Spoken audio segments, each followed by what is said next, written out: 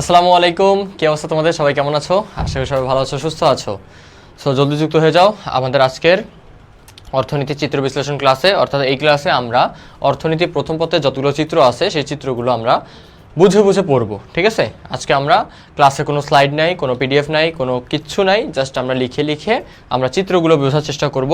So অবশ্যই গুরুত্বপূর্ণ অনেক ক্লাস আজকে, শুধুমাত্র বই, আমি, বোর্ড, এতটুকুই, ঠিক আছে? সো এখান থেকে আমরা চিত্রগুলোর নাম একটা করে পড়বো আর চিত্রগুলো বিশ্লেষণ করে বুঝে বুঝে পড়ার চেষ্টা করব, কেন এই রেখাটা এরকম হইলো, কেন এরকম হচ্ছে, এই জিনিসগুলো, ঠিক আছে? 10টা অধ্যায়ের আমাদের যে অধ্যায়গুলোতে চিত্র আছে যতটুকু প্রয়োজন সবগুলোই করব। তো তোমরা একটু জলদি যুক্ত হয়ে যাও, ফ্রেন্ডদেরকে মেনশন করে দাও, আমার কথা ক্লিয়ার শোনা যাচ্ছে কিনা, আমাকে দেখা যাচ্ছে কিনা, এটা একটু জাস্ট ইনশিওর করবা, ঠিক আছে? ওকে,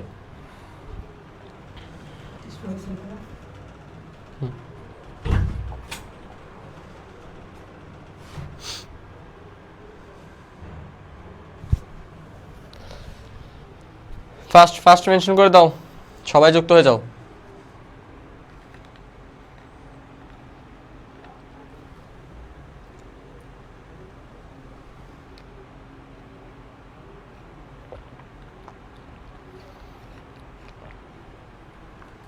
ওয়ালাইকুম আসসালাম সুমাইয়া, সাদিয়া, ওয়ালাইকুম আসসালাম, অল ক্লিয়ার। ওকে, সবাই একটু খাতা কলম নিয়ে বসি আর একটু জলদি মেনশন করে দিই ফ্রেন্ডদেরকে, কারণ অনেক বেশি গুরুত্বপূর্ণ একটা ক্লাস হচ্ছে, এটা বেস্ট একটা এক্সপ্লেনেশনের ক্লাস হতে পারে। তোমরা যদি একটু মনোযোগ দিয়ে দেখো তাহলে ইনশাআল্লাহ অনেক ভালো কিছুই হবে। সো আমরা প্রথমটা শুরু করে দিই নাকি? সবাই একটু জলদি যুক্ত হও, আমরা শুরু করে দিই। সো আমাদের প্রথম চিত্র যেটা আসে সেই চিত্রটা হচ্ছে পিপিসি,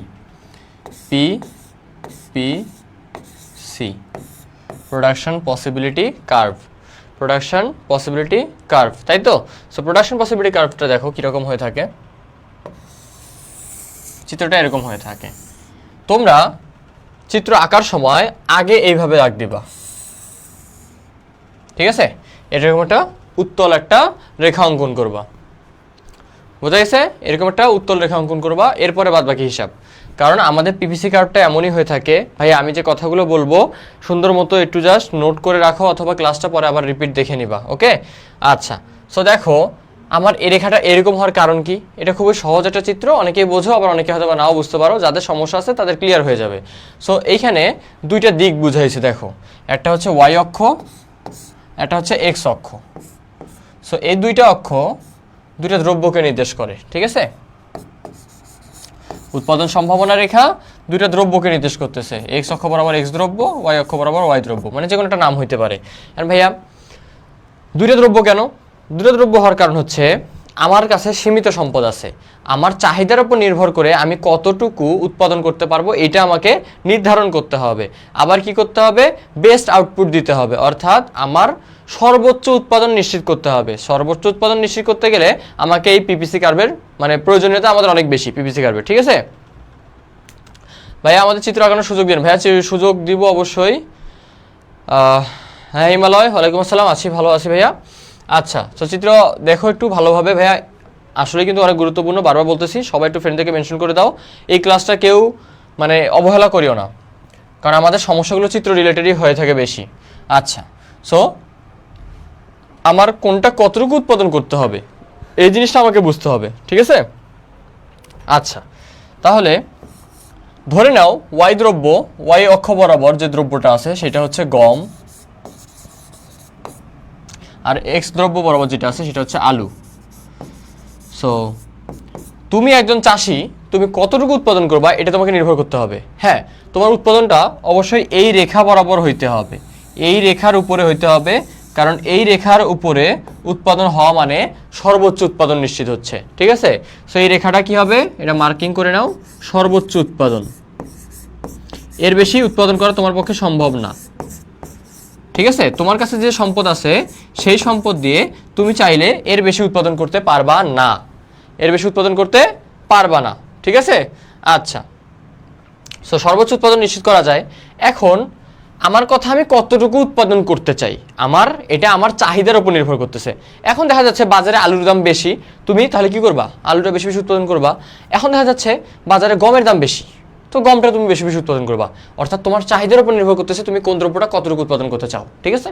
আচ্ছা, তোমার এখন এমন হয়েছে ভাই আমার আলুই লাগবে, আমি অন্য কিছু উৎপাদন করবো না, তাহলে অবশ্যই তুমি এই বিন্দুতে উৎপাদন করবা। ধরো এই বিন্দুটার নাম দিলাম এফ। ঠিক আছে? বিন্দুটার নাম কি দিলাম আমি? বিন্দুটার নাম দিলাম এফ। ঠিক আছে? আচ্ছা, এখন এমনও হইতে পারে যে শুধু গমই দরকার, তাহলে আমরা এই বিন্দুতে উৎপাদন করব। ধরো বিন্দুটার নাম এ। ঠিক আছে? অর্থাৎ আমার উৎপাদনটা এই রেখা বরাবর হইতে হবে। এই রেখার যে কোনো বিন্দুতে উৎপাদন করা মানে এটা সর্বোচ্চ উৎপাদন নিশ্চিত করতেছে।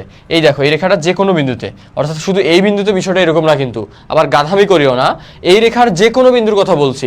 অর্থাৎ এটা এখানেও হইতে পারে, এখানেও হইতে পারে, এখানেও হইতে পারে। ঠিক আছে? অর্থাৎ যে কোনো বিন্দুতে হতে পারে, এই জিনিসটা মাথায় রাখতে হবে। ঠিক আছে?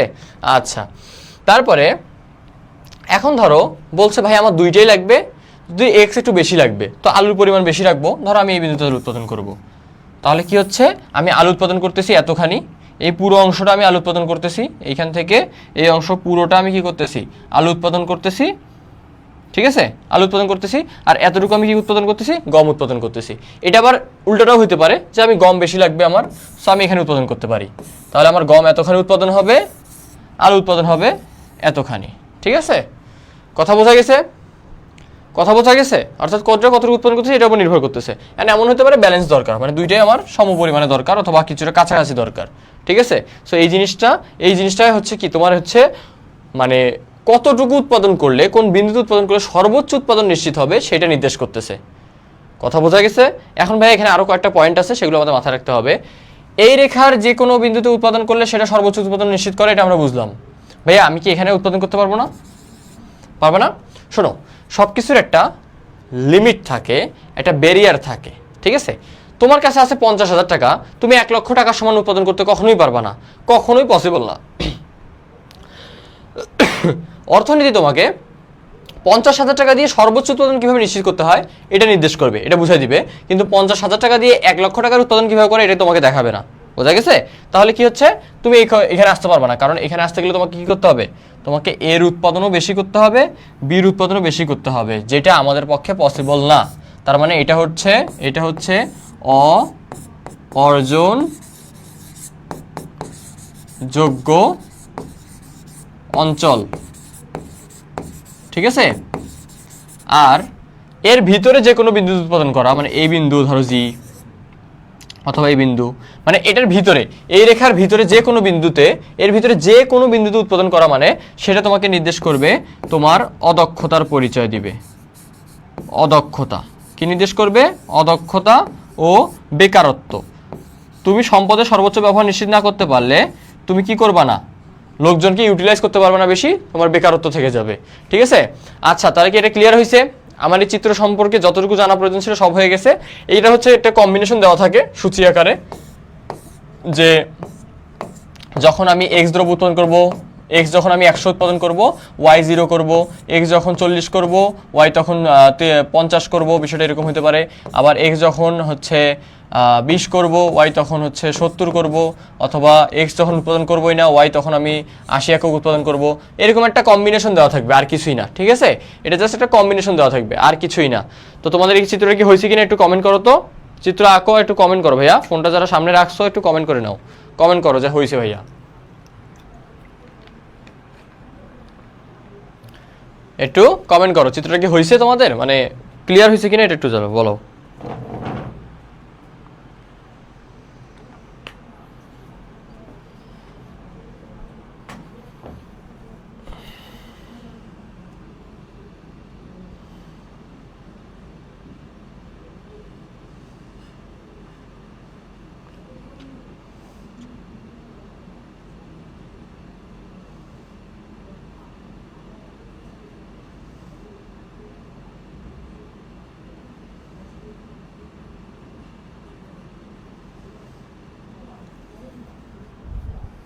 আচ্ছা আচ্ছা, হয়েছে না? তাহলে এই অধ্যায়ে মানে এখান থেকে তোমার এমসিকিউ আসবে একটা। সেই এমসিকিউটা হইতে পারে সর্বোচ্চ উৎপাদন নিশ্চিত করা হয় কখন, কোন রেখায়, অর্জনযোগ্য অঞ্চল কোনটা হতে পারে, কতটুকু কোনটা উৎপাদন করবে, এই রিলেটেড কিছু থাকবে। সো আমার পিপিসি কার্ভ শেষ, আমার প্রথম অধ্যায়ের উৎপাদনটা শেষ।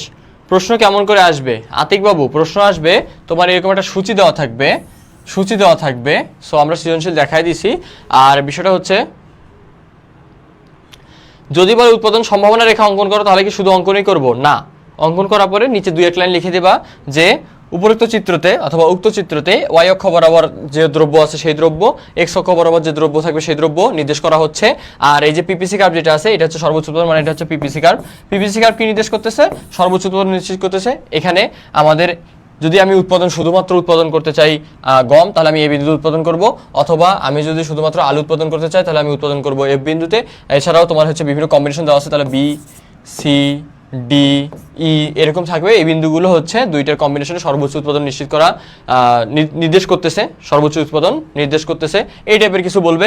আর তুমি তারপর বলে দিবা যে জি হচ্ছে আমাদের কি, মানে ভাই অঙ্কন করতে বলো মানে যেটা অঙ্কন করছো কি অঙ্কন করছো সেটা তুমি বুঝতে পারছো তো, সেই জিনিসটাই লিখে দিবা তোমার ভাষায়, কিচ্ছু হবে না, সম্পূর্ণ মার্ক পাবা তুমি। ঠিক আছে, বিষয়টা বোঝার চেষ্টা করো, বুঝলে তুমি এমনি পারবা, তুমি বুঝলে তুমি বুঝাতে পারবা, এটা কোনো ব্যাপার না। ঠিক আছে, আচ্ছা, তো এই গেল হচ্ছে প্রথম অধ্যায়ের তোমার হচ্ছে পিপিসি কার্ভ চিত্র। এই সেরকম একটা চিত্র তোমাদের অবশ্যই আসবে, সেটা তোমাদেরকে আঁকতে হবে, আর কিছুই না। ঠিক আছে, এখন যদি তোমাকে এখানে আরেকটা কথা বলে যে সম্পদের পরিমাণ যদি বৃদ্ধি পায়, তো সম্পদের পরিমাণ বৃদ্ধি পাওয়া মানে কি উৎপাদন বেশি হবে, তখনই পিপিসি কার্ভটা কি হয় উপরের দিকে শিফট করবে। ঠিক আছে, কি হবে উপরের দিকে শিফট করবে, কারণ তোমার টাকা পরিমাণ বেড়ে গেছে মানে তোমার উৎপাদন বেড়ে যাবে। আর অর্থনীতিতে এই পিপিসি কার্ভটা এটাই নির্দেশ করে যে তোমার যে সম্পদ আছে সেই সম্পদের সর্বোচ্চ ব্যবহার তুমি কিভাবে নিশ্চিত করবা। ওকে, এটাই বলছে। আচ্ছা, তাহলে আমাদের এটা কি গেল, আমাদের এটা গেল পিপিসি কার্ভ। ঠিক আছে, আচ্ছা,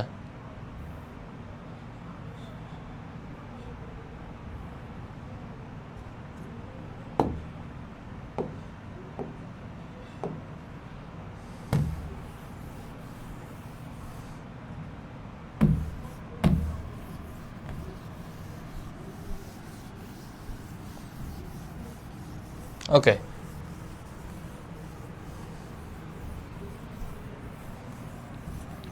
পিপিসি কার্ভের পর কি আসে ভাইয়া? পিপিসি কার্ভের পরে আসে আমাদের ইউটিলিটি। আমাদের কি আসে ভাইয়া? বেকারত্ব আর অর্জনযোগ্য অঞ্চল কি উল্লেখ করে দিতে হবে?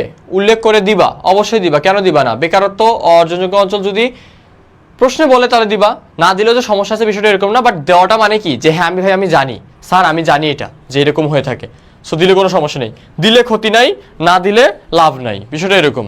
দিলে কোনো ক্ষতি হবে না আর না দিলে লাভ হবে, বিষয়টা এরকমও না।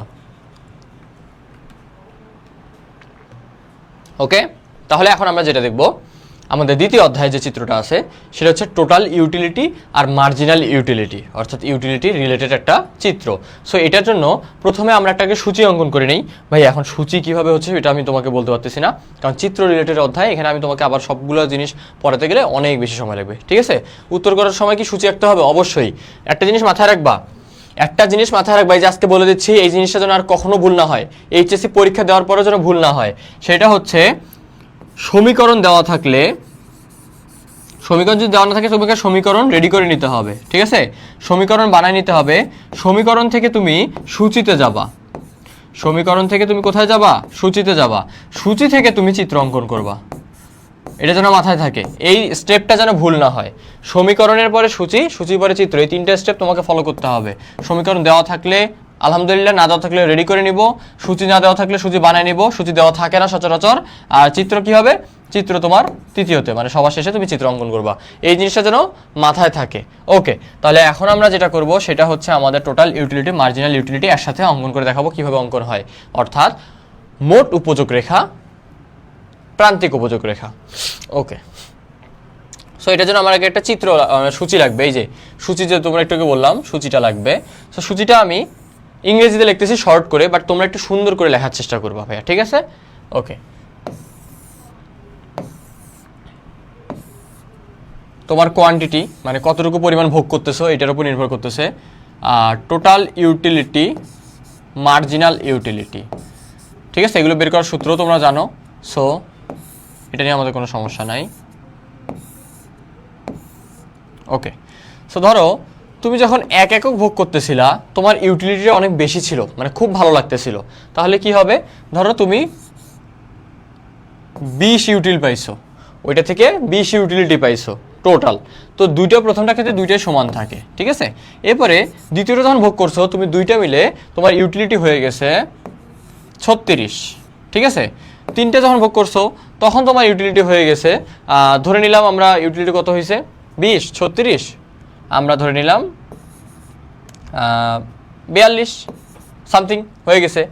4 একক যখন তুমি ভোগ করতেছো তখন তোমার ইউটিলিটি 42 থেকে কমে হয়ে গেছে তোমার হচ্ছে কত হইতে পারে,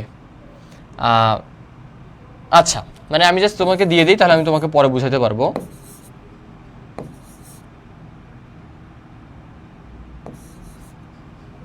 ওকে, এটা আমার দরকার নাই, 5 একক। সো কোনো একটা দ্রব্য তুমি ভোগ করতেছো, যেটার প্রথম একক ভোগ করার ফলে তোমার ইউটিলিটি হয়ে গেছিল 20, পরে হয়েছে 36, 36-এর পর হয়েছে 42, 42-এর পরে 42 ছিল, 42-এর পরে আবার 38 হয়ে গেছে, মানে তোমার ইউটিলিটি একটা সময় এসে কমে গেছে, বিষয়টা এরকম বোঝাচ্ছে। এখন তোমার মার্জিনাল ইউটিলিটি বের করতে হবে। মার্জিনাল ইউটিলিটি কিভাবে বের করে ভাইয়া? টোটাল ইউটিলিটির পরেরটা থেকে আগেরটা বাদ দিতে হয়। সো 36 থেকে 20 বাদ দিলে হবে 16, 42 থেকে 36 বাদ দিলে হবে কত?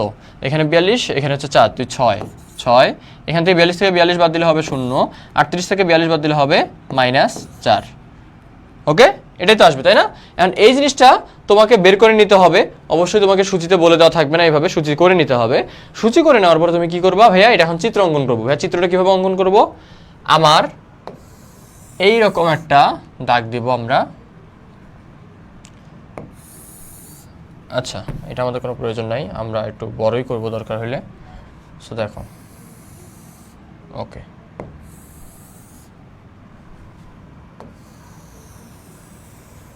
আচ্ছা ঠিক আছে। সো এখন দেখো এরকম করার কারণ কি আছে আমি তোমাকে দেখাচ্ছি। এখানে 0 ধরবা, ঠিক আছে 0 ধরবা। আচ্ছা আমরা এটা একটু ছোটই করতে পারি, আমাদের কোনো সমস্যা হওয়ার কথা না, এদিকে বড় রাখি। ওকে 0 সুন্দর মতো পেন্সিল দিয়ে অঙ্কন করবা চিত্রগুলো। তোমার গ্রাফ পেপার নিতে হবে না, ইকোনমিক্সের একটা চিত্র তুমি গ্রাফ পেপারে করবে না, কারণ অনেকগুলো চিত্র আসবে। সো তুমি সবগুলো গ্রাফে করতে গেলে গ্রাফগুলো আবার আলাদা করে একসাথে রাখতে গেলে হারাই যেতে পারে, তখন আবার ইন্নালিল্লাহ হয়ে যাবে, ঠিক আছে। সো ইন্নালিল্লাহ সিচুয়েশনে না যাইতে চাইলে এখানে এগুলো করতে হবে। সো প্রথমে আমরা করবো কি, এখানে ইউটিলিটি বসাবো। ইউটিলিটি, এই ইউটিলিটি মানে হচ্ছে এখানে টোটাল ইউটিলিটিও আছে, মার্জিনাল ইউটিলিটিও আছে, দুইটাই আমরা একসাথে করতেছি, ঠিক আছে। সো এরকম একটা চিত্র তোমরা এভাবে লিখে দিবা, মার্ক করে দিবা ইউটিলিটি। সো এখন দেখো প্রথমে আমরা মোট ইউটিলিটিটা বসাই, মানে টোটালটা। যখন আমি 1 একক ভোগ করছি আমার ইউটিলিটি কত ছিল, আমি এখানে মানটা এই 1 2 এগুলো মান পরে বসাবো, আগে এই সেটে মানটা বসাবো। 20 36 42 42 38, তাহলে আমার কি দরকার? প্রথমে 20, এত বড় 20 নেওয়া যাবে না, আমরা একটু সুন্দর মতো মাপ যোগ করে সুন্দর করে করার চেষ্টা করি।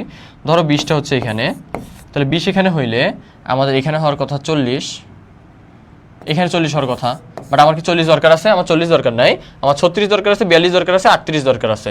সো 36টা ধরো এইখানে, 38টা ধরো এইখানে, 42টা কোথায়? এইখানে, তাই তো? কাইন্ড অফ সিচুয়েশনটা তো এরকমই হয়েছে তাই না? সো 20 36 38 40 42 এরকম একটা সিচুয়েশন। এখন 1 একক ভোগের ফলে তোমার ইউটিলিটি কত হয়েছে? 1 একক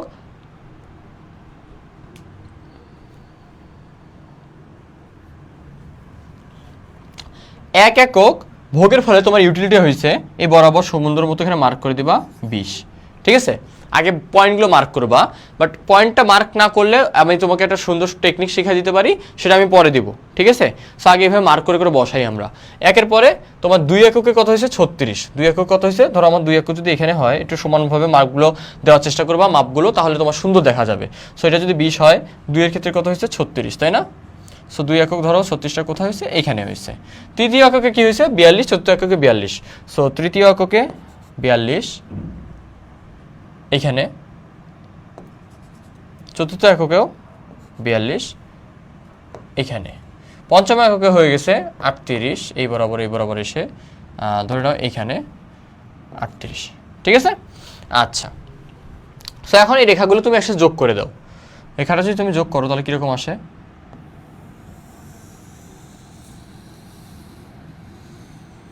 এইরকম একটা রেখা আসে, ঠিক আছে, যেটার এখানে একটা বিন্দু, এখানে একটা বিন্দু, এখানে একটা আছে, এখানে একটা আছে, এখানে একটা আছে। সো তুমি চাইলে এগুলো কি করতে পারো? এইভাবে যোগ করে দিতে পারো। হ্যাঁ, যোগ করে দিবা, তাহলে ভালো হবে, সুন্দর হবে। সো আমার হাতে একটু বাঁকা হইতেই পারে, ভাইয়া এই জিনিসগুলো একটু সোজা করে নিও, ঠিক আছে। চিত্রটা সুন্দর হইলে তোমার স্যার দেখেই বুঝবে যে না, সে বুঝতে পারছে, সুন্দর করে আঁকছে। সো চিত্রটা এখন আমি যেভাবে করতেছি, এইভাবে করতে গেলে তোমার অনেক ভুল হবে, আমি শিওর, ঠিক আছে। এটা এখন ঠিক করবো কীভাবে ভাইয়া? এটা একটু পরে দেখাই দিচ্ছি, ঠিক আছে। চিত্রটা আঁকার নিয়ম কিন্তু এইটা, বাট আমরা শর্টকাট ইউজ করে থাকি যাতে আমরা সময় বাঁচাতে পারি। বোঝা গেছে? আচ্ছা, তো এটা গেল কি রেখা? এটা গেল আমার হচ্ছে টোটাল ইউটিলিটি।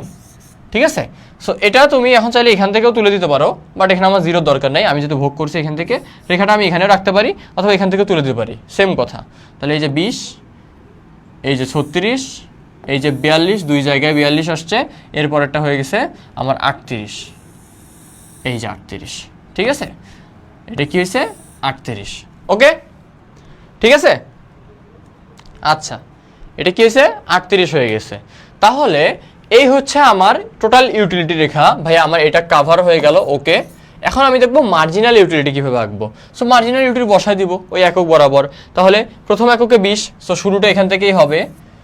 এরপরে তোমার কত হবে? 16, 6, 0। তো আমার শূন্য কত এককে হয়েছে? আমার শূন্য হয়েছে চতুর্থ এককে, 1, 2, 3, 4 এই এককে। তুমি ডিরেক্ট কি করবা?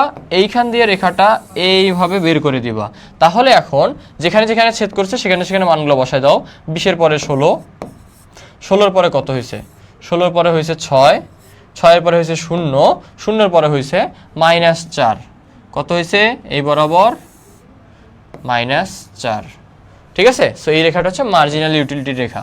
এই রেখাটা অঙ্কন করে তুমি জাস্ট একটু ব্যাখ্যা দিয়ে দিবা, শেষ। ইনাফ, ইনাফ, তোমার মার্ক শিওর, ফুল মার্ক পেয়ে যাবা। সো এটা কি তোমরা বুঝতে পারছো? এটা কি তোমরা বুঝতে পারছো কিনা এটা একটু জানাও। আপনার আগে আমার করা শেষ, ভেরি গুড। তো এটা তো ভালো, ভাইয়ার আগে করতে পারতেছো মানে কি তোমরা এটা ভালোভাবে বোঝো।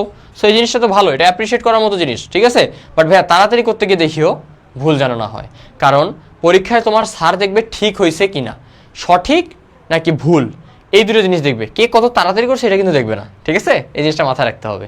আচ্ছা, সো দেখো তো বুঝতে পারছো কিনা।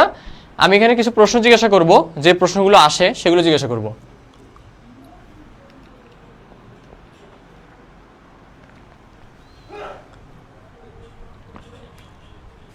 হয়েছে কি তোমাদের এটা? হয়েছে বলো।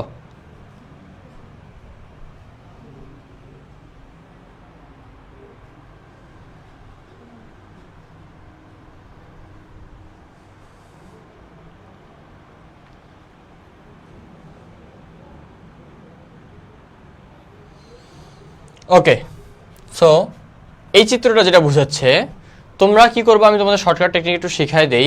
সেটা হচ্ছে, আচ্ছা পাশেই শিখাই দিই তাহলে বুঝতে পারবা। তোমরা প্রথমে এইভাবে চিত্রের দাগটা দিবা, দিয়ে তোমরা ডিরেক্ট একটা চিত্র এইভাবে অঙ্কন করে ফেলবা, যেটা সর্বোচ্চ বিন্দু এইভাবে দিবা। সো দুইটা বিন্দু পাবা। তারপরে তোমরা এখন হচ্ছে 1 একক কোথায় বসছে, 2 একক কোথায় হয়েছে, এগুলো মানগুলো বসাই দিবা।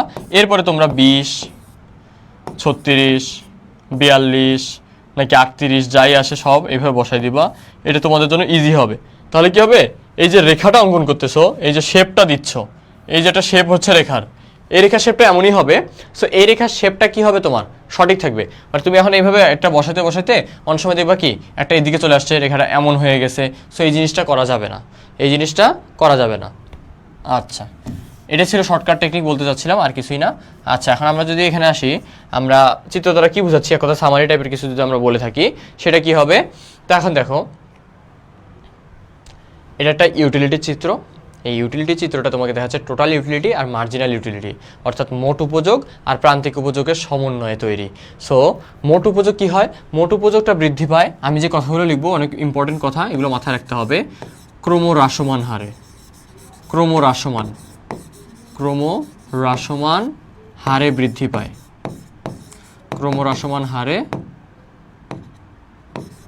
বৃদ্ধি, ক্রমহ্রাসমান হারে বৃদ্ধি পায়। সো ক্রমহ্রাসমান হারে বৃদ্ধি পায় মানে কি ভাইয়া? এইটা দেখো, সে বৃদ্ধি পাচ্ছে কিন্তু তার বৃদ্ধি পাওয়াটা একটা সময় হেলে গেছে, মানে তার বৃদ্ধি পাওয়ার পরিমাণটা আস্তে আস্তে কমতেছে না, একটা সময় কমে সে পড়ে গেছে, সে এই পর্যায়ে এসে তারপর সে কি নিচে নামা শুরু হয়ে গেছে। ঠিক আছে, এই জন্যই তো বললাম মেহরাজ তোমার চিত্র যে বাঁকা হয়ে যায়, এটা যেন বাঁকা না হয়, এই জন্যই বললাম আগে চিত্রটা সুন্দর মতো করবা। ভাই একবার করলে বাঁকাই হবে, এটা কি আমার একদিনে ঠিক হয়েছে? আমি প্রথম আঁকতে গিয়ে আমাকে 3-4 বার মুছতে হইতো, কিন্তু আমি যখন প্র্যাকটিস করছি অটোমেটিক আমার হাত এমনি চলে আসে, মানে আমার হাত বুঝে যায় যে হ্যাঁ এখানে এসে সর্বোচ্চ এই জায়গাটা হবে। সো আমি 2টা পয়েন্ট কি রাখবো? সর্বোচ্চ রাখবো। ঠিক আছে, বিষয়টা এইরকম। সো এই জিনিসটা তোমার প্র্যাকটিসের উপর নির্ভর করতেছে। তুমি প্র্যাকটিস না করে কোনো কিছু ভাই ভালো করতে পারবে না। Practice, practice and more practice, এটাই তোমাকে কি করবে তোমার লাইফে, তোমার এই সবগুলো সাবজেক্টের ক্ষেত্রে, শুধুমাত্র যে ইকোনমিক্সের ক্ষেত্রে বিষয়টা এরকম না, যে কোনো কিছুতে তোমাকে সাকসেস এনে দেবে এই practice, practice and more practice. Okay, সেই জিনিসটা মাথায় রাখতে হবে। আচ্ছা, তাহলে এখানে আমাদের কি বুঝালো আমরা একটা এমসিকিউ পাইলাম, সেটা হচ্ছে মোট উপযোজক রেখা কিভাবে বৃদ্ধি পায়, ক্রমহ্রাসমান হারে বৃদ্ধি পায়। আর প্রান্তিক উপযোজক রেখা কি হয়, হ্রাস পায়। প্রান্তিক উপযোজক কি হয়, হ্রাস পায়। দেখো ও কিন্তু বৃদ্ধি পাচ্ছে না, ও ডিরেক্ট হ্রাস পাচ্ছে, হ্রাস পায়, হ্রাস পায়। ঠিক আছে, ঠিক আছে। আচ্ছা, এছাড়াও যদি আমি তোমাকে বলি সব থেকে বেশি কনফিউজিং যেটা থাকে, আর অ্যাডমিশনে ওই কোশ্চেনটা আসে, আবার এইচএসসি তো মাস্ট আসবেই, শিওর গ্যারান্টিতে বলবো আসবে, সেটা হচ্ছে টোটাল ইউটিলিটির সর্বোচ্চ বিন্দু কোনটা। সো সব থেকে গুরুত্বপূর্ণ কোশ্চেন যদি এই চিত্র থেকে থাকে, সেটা হচ্ছে সব থেকে কনফিউজিং হচ্ছে কি, দুইটা টপে আছে না, দুইটা টপে আছে। ধরো এটা হচ্ছে এ বিন্দু, এটা বি বিন্দু, এটা সি বিন্দু, এটা ডি বিন্দু, এটা ই বিন্দু। অ্যান্ড ভাইয়া সি না ডি কোনটা বড়, অর্থাৎ সর্বোচ্চ কোনটা? তোমরা একটা জিনিস মাথায় রাখবা, আমি তোমাদেরকে একটা সূত্র শিখাই দিছি অথবা বইয়েই দেওয়া আছে, সেটা হচ্ছে টোটাল ইউটিলিটি সর্বোচ্চ সেখানেই হবে যেখানে মার্জিনাল ইউটিলিটি 0 হবে। টোটাল ইউটিলিটি সর্বোচ্চ is equal to marginal utility কি হবে, 0 হবে। ঠিক আছে, সো টোটাল ইউটিলিটি সর্বোচ্চ সেখানেই হবে যেখানে মার্জিনাল ইউটিলিটি 0 হবে। ওকে, সো ভাইয়া মার্জিনাল ইউটিলিটি কোথায় 0 হয়েছে? এখন আমি চিত্র দেখেও বুঝতে পারি, সূচি দেখেও বুঝতে পারি। সো চিত্র দেখো, এখানে 0 কোথায় মিলছে, এই যে 0 বরাবর কোথায় আছে, ছেদ করছে, মার্জিনাল ইউটিলিটি এইখানে ছেদ করছে। সো এই পয়েন্ট হচ্ছে একটা পয়েন্ট যেখানে মার্জিনাল ইউটিলিটি 0, মার্জিনাল ইউটিলিটি 0। এখানে দেখো এই যে কত এককে এসে, চতুর্থ এককে এসে, তার মানে চতুর্থ এককে এসে তোমার মার্জিনাল ইউটিলিটি 0 হয়েছে, মানে এখানে এসে তুমি তোমার সর্বোচ্চ স্যাটিসফাইড হয়ে গেছো, মানে আর তোমার এই জিনিসটার প্রতি কোনো অভাব নাই, এটা ভোগের কোনো ইচ্ছা নাই। ঠিক আছে, সো এটা হচ্ছে মার্জিনাল ইউটিলিটি 0 বোঝাচ্ছে।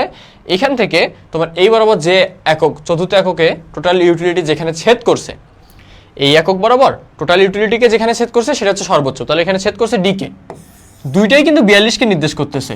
সো দুইটাই সর্বোচ্চ, কিন্তু এখানে আসলেই সর্বোচ্চ কোনটা, অ্যাকচুয়ালি হাইয়েস্ট পয়েন্ট হচ্ছে ডি পয়েন্ট। বোঝা গেছে? তাহলে হ্যাঁ রোজিনা, এই তো Rojina, Piya, Priyanti, Sumaiya, very good very good. তাহলে ডি হচ্ছে সর্বোচ্চ, তাহলে টোটাল ইউটিলিটি সর্বোচ্চ is equal to marginal utility 0। Total utility সেখানেই সর্বোচ্চ হবে যেখানে মার্জিনাল ইউটিলিটি 0 হবে। মার্জিনাল ইউটিলিটি সেখানেই 0 হবে যেখানে টোটাল ইউটিলিটি সর্বোচ্চ হবে। এটা একটা গ্যারান্টিড তোমাদের MCQ question, 1 mark sure, sure 1 mark. ঠিক আছে, তোমাদের এখানে 1 মার্ক তোমরা শিওর পেয়ে যাবা, এই জিনিসটা মাথায় রাখবা।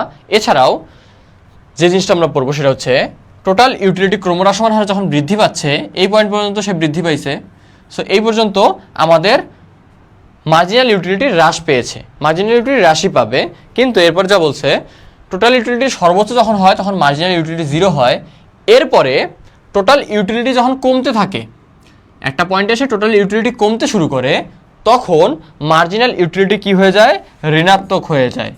এই জিনিসটা মাথায় রাখতে হবে। ঠিক আছে, এই জিনিসটা মাথায় রাখতে হবে, মার্জিনাল ইউটিলিটি কি হয়ে যায়, ঋণাত্মক হয়ে যায়। ঠিক আছে, মার্জিনাল ইউটিলিটি কি হয়, ঋণাত্মক হয়।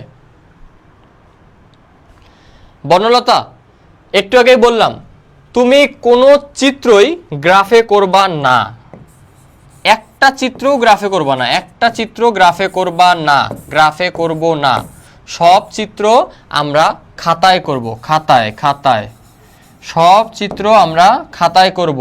ঠিক আছে, ইকোনমিক্সের চিত্র খাতায় করতে হবে, কারণ ইকোনমিক্সে একটু একটু মানে কম বেশ হলে যে তোমাকে মার্ক কাটবে বিষয়টা এরকম না, এটা কোনো সমস্যাই না।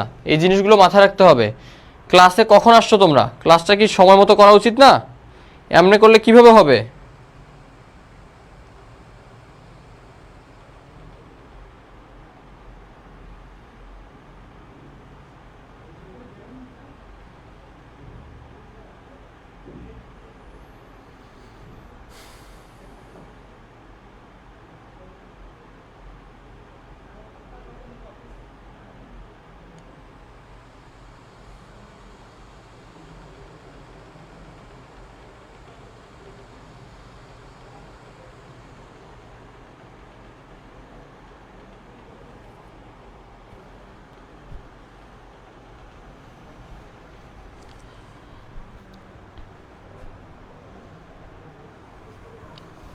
মানে এটা কোন ধরনের কথা?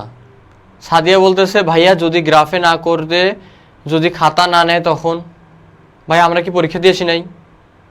মানে আমার কি, তোমার কি মনে হয় আমি এইচএসসি না দিয়ে অ্যাডমিশন দিয়ে এখন ভার্সিটিতে পড়তেছি? এটা কোনো কথা? আমি তো বলতেছি যে এখানে তোমাকে ডিরেক্ট বলতেছি গ্রাফে করবা না, তুমি খাতায় করবা। তোমার যদি এখন মন চায় তুমি গ্রাফে করবা তাহলে করিও, সমস্যা নাই। এত কম বুঝলে তো সমস্যা, তোমার এত কম বুঝলে তো সমস্যা। আর এত ওভার থিঙ্ক করা ঠিক না। তুমি ভয় পাচ্ছ কেন? তোমার খাতা কেন নিবে না? খাতার মধ্যেই তো তোমার চিত্র আছে, তো ওটাই তার সুবিধা। আমি কলেজে গ্রাফ নিয়ে করতে চাইছিলাম, একটা পিপিসি কার্ভ করতে গিয়ে দেখি ভাই যত কাহিনী করা লাগছে, পরে আমার মনে হয়েছে নাই শেষ, কিউ এর মান দিতে হবে না। হ্যাঁ, কিউ এর মান দিতে হবে কিনা এটা হচ্ছে তোমার এখন কোয়েশ্চেন। সো কিউ এর মান তুমি এখন দিবা, শুরুতে দিবা না। আমি শুরুতে না দেওয়ার কারণ হচ্ছে, শুরুতে দিলে অনেক সময় দেখা যায় কি যে হচ্ছে রেখা উপর দিয়ে চলে যায়। সো তুমি পরে মান বসাবা, 1 2 3 4 এই যে 5, শেষ শেষ। ঠিক আছে? সো এই মান বসানো এটা কঠিন কিছু না, এগুলো নিয়ে তোমার কোথাও সমস্যা হয় না। ঠিক আছে? আচ্ছা, তাহলে কি তোমাদের উপযোগ হয়েছে? এই চিত্র সম্পর্কে কোনো সমস্যা আছে? বলো।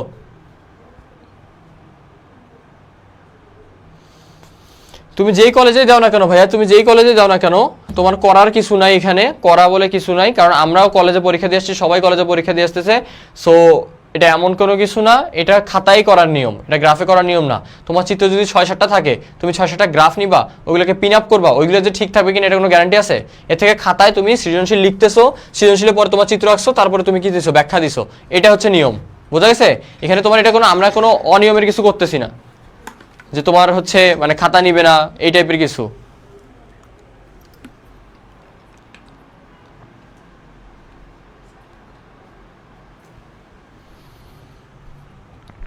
তাহলে আমরা মুছে দিলাম, ঠিক আছে? ওকে, সমস্যা নাই, ঠিক আছে? ওকে, তাহলে আমাদের পিপিসি শেষ হইলো, আমাদের ইউটিলিটি শেষ হইলো, অর্থাৎ প্রথম অধ্যায় দ্বিতীয় অধ্যায়ের কিছুটা অংশ শেষ হয়েছে। প্রথম অধ্যায় পুরোটা শেষ, দ্বিতীয় অধ্যায় কিছুটা শেষ। এখন আমাদের ডিমান্ড অ্যান্ড সাপ্লাই পড়তে হবে। আসো তাহলে আমরা এখন চাহিদা পড়ব, চাহিদা পড়ব। ওকে, শুরু করি তাহলে। এখন আর একটা নতুন পৃষ্ঠা নাও, আবার শুরু করো।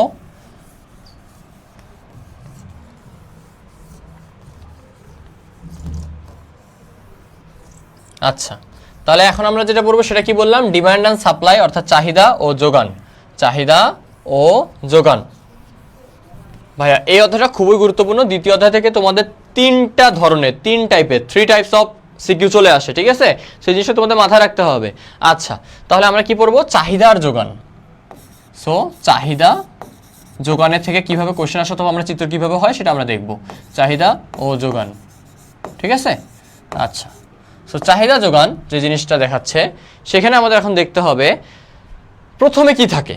ভাইয়া তোমাকে একটা জিনিস একটু আগে বললাম না, সমীকরণ সূচি চিত্র, এই জিনিসটা তোমাকে মাথায় রাখতে হবে। সো তোমার এখানে একটা চাহিদা দিয়ে সমীকরণ দেওয়া থাকবে, সমীকরণ দেওয়াই থাকবে QD is equal two A minus BP. হচ্ছে আমরা শিখে আসছি, আমরা বেসিক যে জিনিসটা শিখে আসি সেটা হচ্ছে এ মাইনাস বিপি। বাট এখানে তোমার একটা মান দেওয়া থাকে, সেটা ধরো দেওয়া আছে কত? 10 মাইনাস 4p। এরকম একটা সমীকরণ দিয়ে বলছে কি চাহিদা রেখা অঙ্কন করো। আমরা আগে চাহিদা রেখা অঙ্কন করা শিখবো, এরপরে আমরা যোগান রেখা অঙ্কন করা শিখবো, তারপরে আমরা দুইটা মিলাই একসাথে করে ভারসাম্য শিখবো। ওকে, আচ্ছা, তাহলে QD is equal two 10 minus 4p দেওয়া আছে। এটা এখন আমি কি করতে হবে? এটা হচ্ছে একটা সমীকরণ, এটা একটা কি সমীকরণ অথবা ফাংশন, ঠিক আছে? অপেক্ষক, সমীকরণ, ফাংশন, অপেক্ষক যাই বলো সেটা। এখন সমীকরণ থেকে আমার নিয়ম কি? সূচি করা। তাহলে আমাকে এটা সূচি করে নিতে হবে। ভাই এখানে এটার কোনটা কি, এটা কি আমাকে আবার বলতে হবে? এটা কি বলার প্রয়োজন আছে? আমি বলে দিই, তোমাদের ভরসা নেই, তোমরা পড়াশোনা করো কিনা কি করো আল্লাহ জানে, বলতে পারতেছি না। 10 মাইনাস 4p, এখানে পি হচ্ছে দাম, পি দ্বারা বোঝাচ্ছে দাম। এটা হচ্ছে স্বাধীন চলক, মানে পি তার ইচ্ছা মতো মান নেয়, পি এর ইচ্ছা মতো মান নিয়ে আমরা কাজ করি। সো এটা হচ্ছে স্বাধীন চলক, পি দাম, স্বাধীন চলক। এই -4, এই -4 হচ্ছে ঢাল, অর্থাৎ রেখার আকৃতি কেমন হবে, রেখাটা কতটুকু ঢালু হবে সেটা নির্দেশ করবে এই -4, অথবা এই যে -b যেটাকে আমরা বলে থাকি। এখানে -4 মানে কি? রেখার ঢাল হবে 4, 4 একক করে করে কমবে অথবা বাড়বে। আচ্ছা, 10 হচ্ছে এখানে ছেদক, 10 হচ্ছে কি? ছেদক, ঠিক আছে? আচ্ছা, ছেদক গেল এটা 10। আর কিউডি যেটা আছে সেটা হচ্ছে আমাদের চাহিদার পরিমাণ, কোয়ান্টিটি অফ ডিমান্ড, ঠিক আছে? চাহিদার পরিমাণ। সো চাহিদার পরিমাণ যদি হয় তাহলে এটা হচ্ছে নির্ভরশীল চলক। ভাই কিসের উপর নির্ভর করতেছে? নির্ভরশীল চলক। আচ্ছা, এটা কার উপর নির্ভর করতেছে? এই কিউডি নির্ভর করতেছে এই পি এর উপরে। এই পি এর উপর নির্ভর করতেছে। পি এর দাম বাড়লে চাহিদার পরিমাণ কমে যাবে, আমরা যেটা জানি দাম বাড়লে চাহিদার পরিমাণ কমে যায়। দামের সাথে চাহিদার বিপরীতমুখী সম্পর্ক, এটা একটা এমসিকিউ চলে আসবে। দামের সাথে চাহিদার বিপরীতমুখী সম্পর্ক, অর্থাৎ দাম যদি বাড়ে, প্রাইস যত হায়ার হবে, তোমার কোয়ান্টিটি অফ ডিমান্ড তত কি হবে, ডিক্রিজ করবে, কমে যাবে। এরপরে প্রাইসের সাথে আমাদের যোগানের সমমুখী সম্পর্ক, অর্থাৎ দ্য মোর মানে প্রাইসটা কি হচ্ছে, বেশি হচ্ছে, তোমার যোগানটা কি হবে, সাপ্লাইটা কি হবে, বৃদ্ধি পাবে। ঠিক আছে, যত বাড়বে তত বৃদ্ধি পাবে। চাহিদার সাথে যোগানের সম্পর্ক সমমুখী সেই কারণে।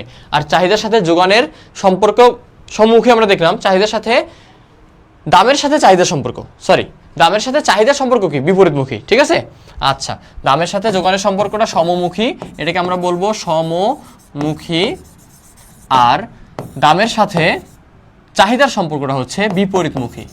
যোগান সমমুখী, দাম বিপরীতমুখী হচ্ছে চাহিদা। ঠিক আছে, আচ্ছা, তাহলে সমমুখী হচ্ছে যোগান, বিপরীতমুখী হচ্ছে চাহিদা।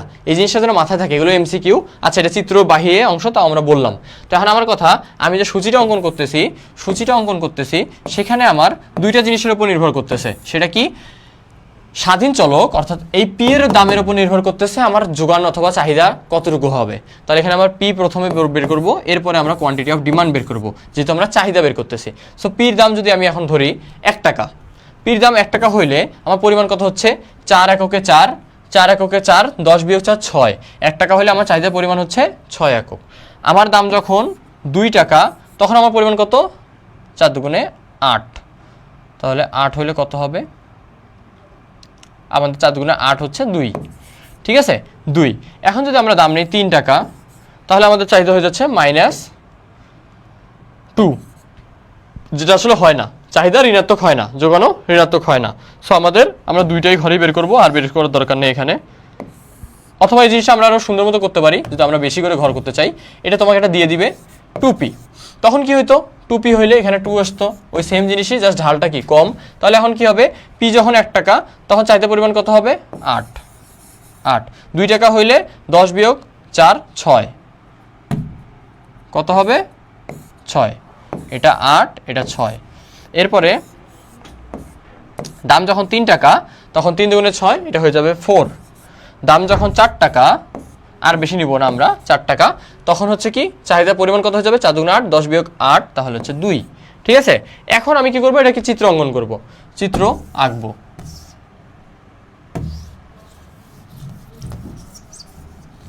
দেখো,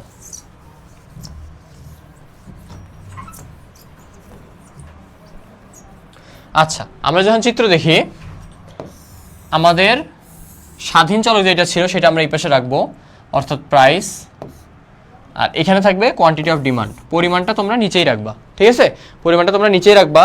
এখন আমার কি করতে হবে, মানগুলো বসাইতে হবে। সো দাম কত বলছি, 1 2 3 4 করে বাড়ছে, তাহলে প্রাইস 1 2 3 4। তখন আমার চাহিদা পরিমাণ কি হয়েছে, 1 টাকা অবস্থায় আমার পরিমাণ ছিল হচ্ছে বেশি, মানে আমার দাম কম থাকলে আমার চাহিদা বেশি থাকবে, এটা স্বাভাবিক, কারণ আমি কিনতে গেছি, আমার টার্গেট কি, কম টাকায় বেশি পণ্য কেনা। তাহলে এই হচ্ছে, আমি এখানে যদি আমি চিত্রটা এইভাবে দিই, তাহলে হচ্ছে 1 এর সাথে এই বরাবর এখানে হচ্ছে 8, 2 এর সাথে এখানে আমাদের কত হচ্ছে 6, এখানে 3 এর সাথে হচ্ছে 4, আর 4 এর সাথে হচ্ছে 2। ওকে, সো এইরকম হচ্ছে একটা রেখা আসবে।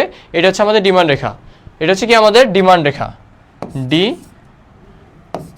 ঠিক আছে, ডি ড্যাশ যেটাই বলো, ডি প্রাইম যেটাই বলো, এটা হচ্ছে আমাদের চাহিদা রেখা। তাহলে আমাদের চাহিদা রেখাটা এমন হয়ে থাকে। ঠিক আছে, নর্মাল দ্রব্যের ক্ষেত্রে আমাদের চাহিদা রেখাটা এমন হয়ে থাকে। বোঝা গেছে? আচ্ছা, সো এটা যদি বোঝো তাহলে যোগান রেখা অটোমেটিক বুঝে যাবা। যোগান রেখার বিষয়টা একটু দেখতে হবে, বাট তার আগে আমরা চাহিদা রেখা সম্পর্কে কিছু কথা বলি। সেটা হচ্ছে চাহিদা রেখার ঢাল অলওয়েজ ঋণাত্মক। মানে অলওয়েজ ঋণাত্মক বলতে চাহিদা রেখা যদি চাহিদা বিধি মেনে চলে। ঠিক আছে, এখানে আবার একটু পার্থক্য আছে, সেগুলো আমাদের দেখতে হবে। ঢাল ঋণাত্মক। ঠিক আছে, আচ্ছা, চাহিদা রেখার ঢাল ঋণাত্মক আমরা দেখলাম না। চাহিদা বিধি যদি না মানে, অনেক সময় চাহিদা রেখা বাম থেকে ডানে ঊর্ধ্বগামীও হয়, বাট ম্যাক্সিমাম টাইম চাহিদা রেখা ঢাল ঋণাত্মক আর ডান দিকে নিম্নগামী হয়ে থাকে।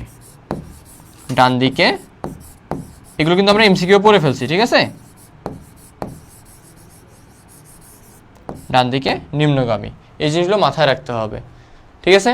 আচ্ছা, চাহিদা রেখা যদি এটা হয়ে থাকে, সো আমরা এখন যদি দেখি চাহিদা রেখা বৃদ্ধির পার্থক্যটা অন্যটা দেখি, তোমাদেরকে দেখাই। আমাদের বইয়ে সুন্দর মতো দেওয়াই আছে, চাহিদার বৃদ্ধি হ্রাস বৃদ্ধি সব কিছুই দেওয়া আছে। সো আমরা সেগুলো আগে দেখে ফেলি।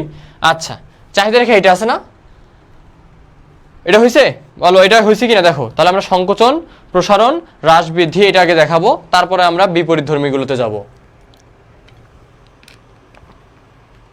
একটু ফাস্ট করি ভাইয়া, আমাদের অনেকগুলো চিত্র, আমাদের ক্লাস টাইমটা অনেক বেশি সময় লাগবে যদি আমরা শেষ করতে চাই ভালোভাবে। একটু ফাস্ট বলিও, ঠিক আছে কিনা, তোমাদের হয়েছে কিনা এটা। আচ্ছা, তো আমার মনে হয় এটা হয়েছে। তাহলে এখন আমরা এটা একটু মুছে দেই, আমরা এই চিত্রটা মুছে দেই।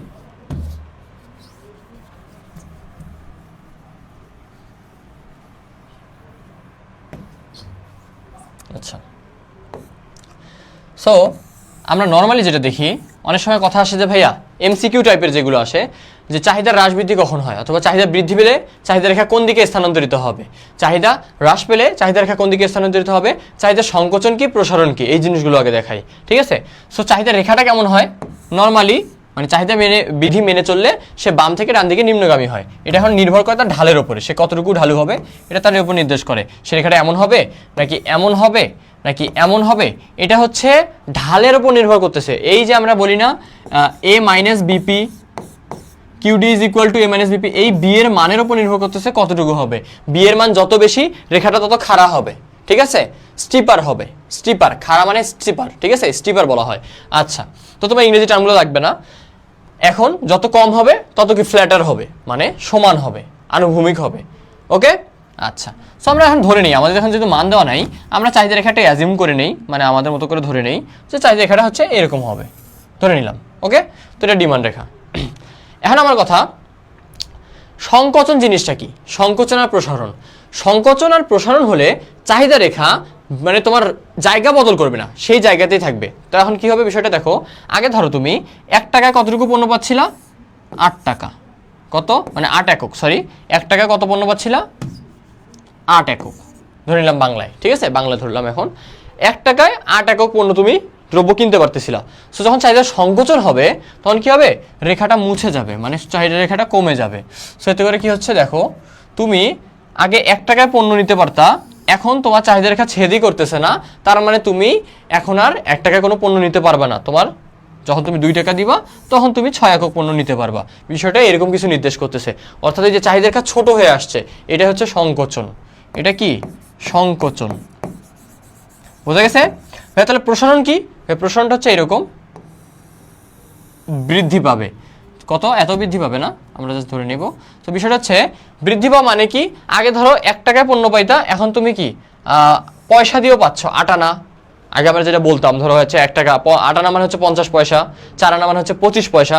আগে আমরা ছোটবেলায় কি করতাম, আইসক্রিম খাইতাম না, আগে কিন্তু ছিল, ঠিক আছে। আগে হচ্ছে পয়সাও আমরা দেখছি, সো ওই যে সোনালী রঙের তোমার হচ্ছে কয়েন ছিল 1 টাকা, তার থেকেও কম ছিল 8 আনা ছিল, 50 পয়সা যেটা আমরা বলি, 25 পয়সাও ছিল, ঠিক আছে।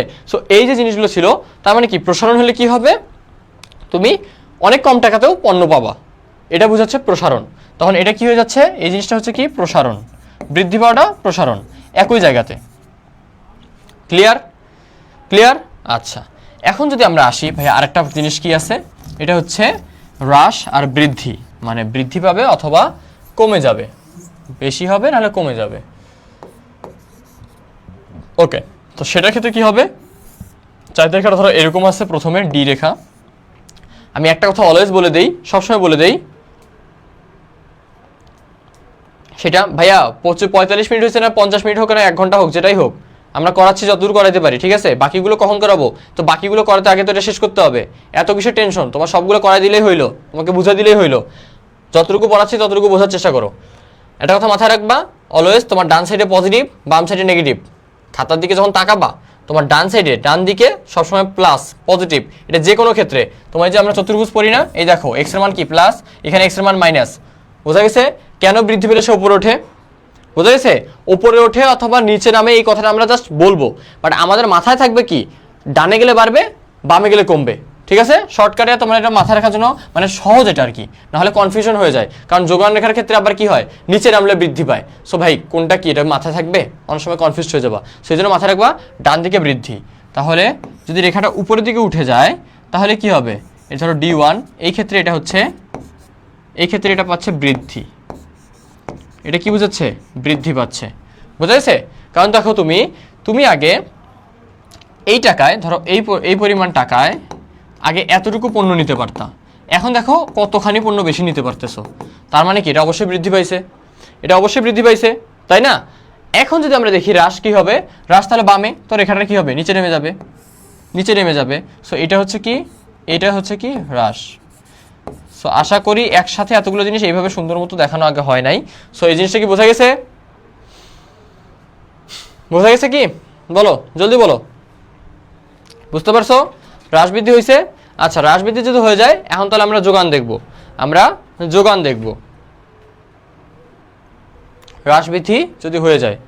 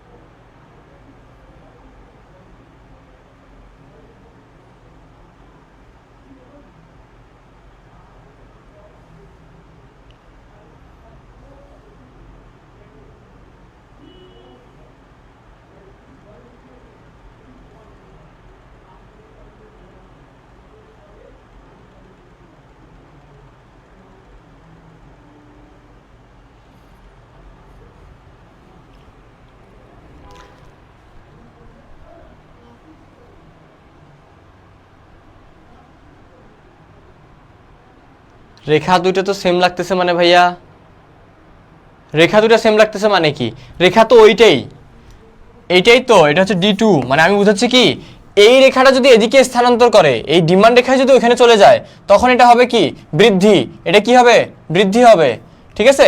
আর এই রেখাটা যদি আবার নিচে নেমে আসে তাহলে এটা হবে হ্রাস, ঠিক আছে? হ্যাঁ, যোগান তো সহজ, আতিক সহজ হলে ক্লাস করার দরকার নেই, ঠিক আছে?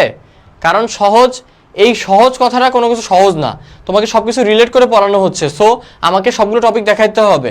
এখন আমি যোগান বাদ দিয়ে চলে যেতে পারি না, তোমরা যদি বলো তাহলে আমি যোগান পড়াবো না, তোমাদের কাছে কঠিন কোনটা লাগে তাহলে সেটাই বলো, আমি সেটা ততটুকুই পড়াই, আমার গোছায় পড়ার দরকার নেই। একটা জিনিস সুন্দর মতো গোছা গোছা যখন উঠবা তুমি প্রত্যেকটা জিনিস বুঝতে পারবা, হুটহাট একটা পড়াই দিলে কিছুই বুঝবা না, এই জিনিসটা তোমার মাথায় থাকে। আচ্ছা, তাহলে এখন আমরা যদি যোগান দেখি, আমাদের যোগানটা দেখবো আমরা,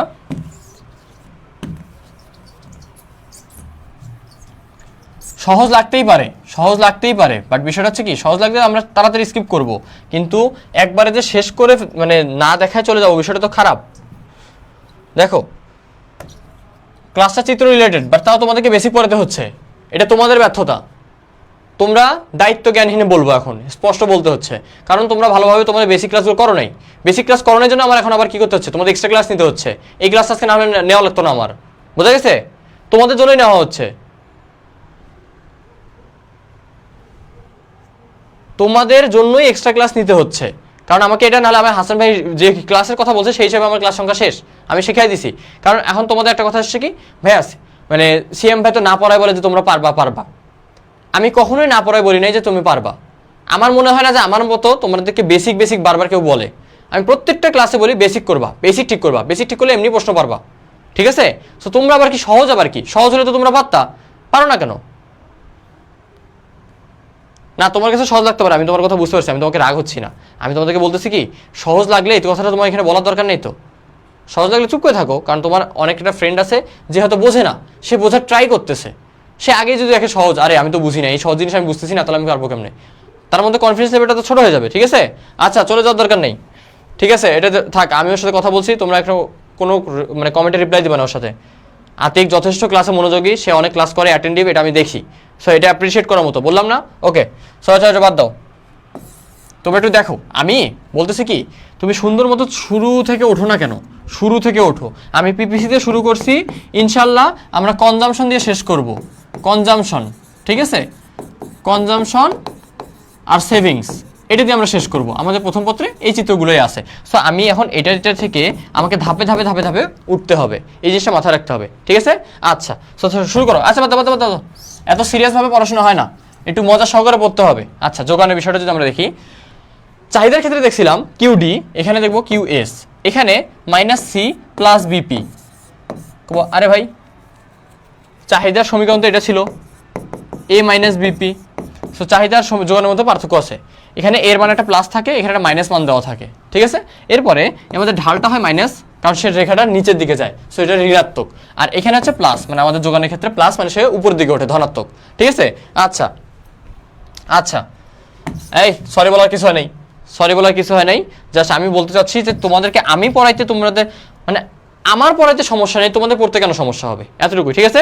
সরি বলার কিছু নেই, মন খারাপ করো না, ক্লাসে মনোযোগ দাও। মন খারাপ করে পড়াশোনা হয় না, ঠিক আছে? বড় ভাই হই, একটু রাগ হইতে পারি, স্বাভাবিক, এটা মন খারাপ করে নেওয়া যাবে না, ঠিক আছে? তোমাদের ভালোর জন্যই বলতেছি। হয়তো এমন কিছু আছে দেখবা তুমি সহজ বলে ছেড়ে দিয়ে গেছো, বাট পরে গিয়ে ভুল করতেই পারো, ঠিক আছে? কারণ পচা শামুকে পা কাটা যাবে না, এই জিনিসটা তো মাথায় থাকে। মন খারাপ করার কিছু নেই, ক্লাসে আসো। আচ্ছা, ক্লাস দেখো, মনোযোগ দিয়ে দেখো, সবাই দেখো। আচ্ছা, তাহলে ভাই আমরা যোগানে কি দেখলাম? আমরা যোগানে দেখলাম -সি প্লাস বিপি। তো এটা দ্বারা আমার কি বোঝা যাচ্ছে? এটার দ্বারাই আমি বুঝতে পারতেছি আমার রেখাটা কেমন হবে। কিভাবে ভাইয়া?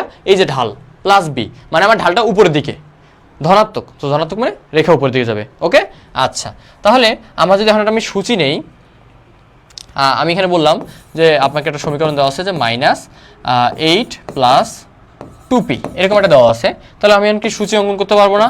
আমার তো দেখানো লাগবে না যে স্বাধীন চলক কোনটা, নির্ভরশীল চলক কোনটা, কারণ আমরা চাহিদাতে দেখাই ফেলছি। আচ্ছা, তো আমি যদি এখানে পি নেই, এখানে আমার কিউএস, তো দামের সাথে সমমুখী সম্পর্ক, তাহলে দাম যদি হয় 2 টাকা, ধরো 2-4 করে নেই, 2 দুগুণে 4, তাহলে হচ্ছে 4। যদি নেই কত, 4 টাকা, তাহলে 4 দুগুণে 8, 0। তারপরে যদি নেই হচ্ছে কত, 6, তাহলে 6 টাকা হলে কত হচ্ছে, 6 দুগুণে 12, 4, ঠিক আছে? এরপরে 6 টাকার পরে যদি আমি নেই 8 টাকা, তাহলে হচ্ছে 8 দুগুণে 16, 8। সো আমি এখানে জিরো যে মানটা আসতেছে, এই মানটাকে স্কিপ করার চেষ্টা করব, ঠিক আছে?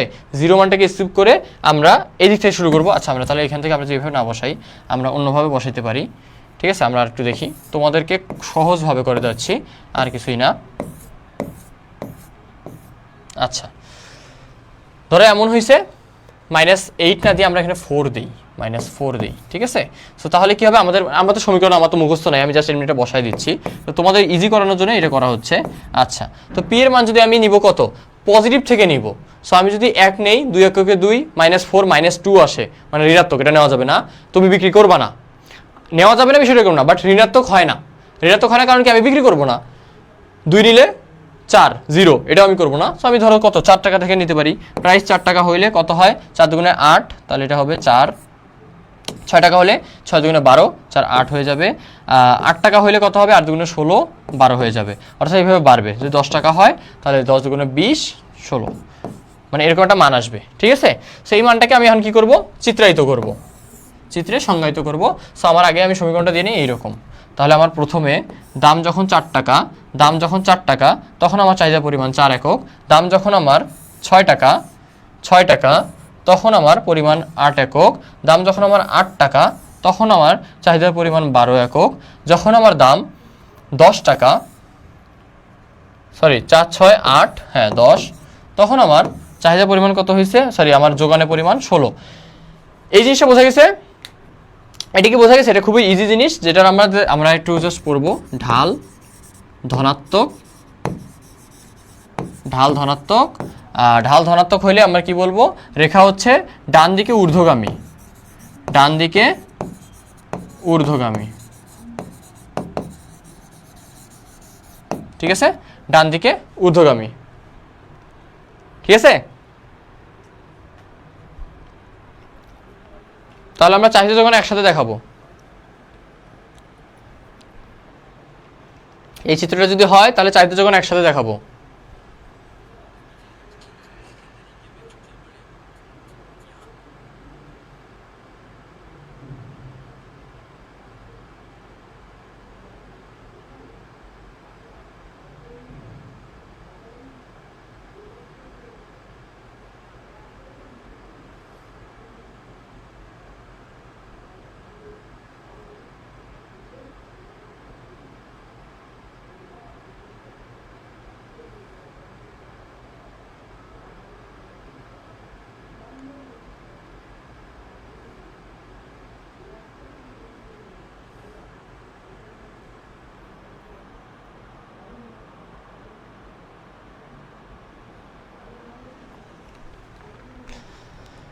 আচ্ছা ঠিক আছে।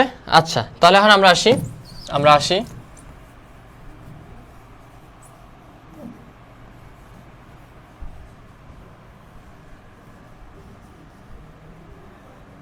এখন আমরা দেখব চাহিদা যোগান একসাথে ভারসাম্য অবস্থা, অর্থাৎ বাজারটা কিভাবে কাজ করে।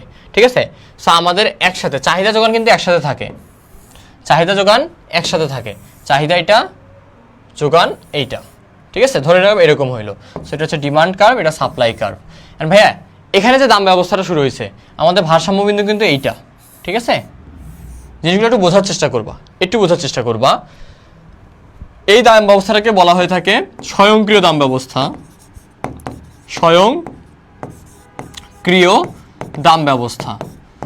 ভাই এটা তোমাদের ক নম্বরে আসবে, যদি দেয় প্রশ্নে তাহলে এটা ক নম্বরে দিবে যে স্বয়ংক্রিয় দাম ব্যবস্থা কাকে বলে। স্বয়ংক্রিয় দাম ব্যবস্থা কাকে বলে?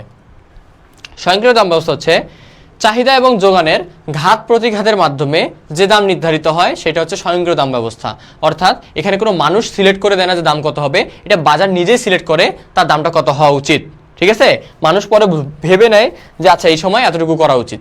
ঠিক আছে, দামটা নির্ধারিত হয় চাহিদা যোগানের মাধ্যমে, এই জন্য এটাকে বলা হয় কি স্বয়ংক্রিয়, নিজে থেকে হয়ে থাকে।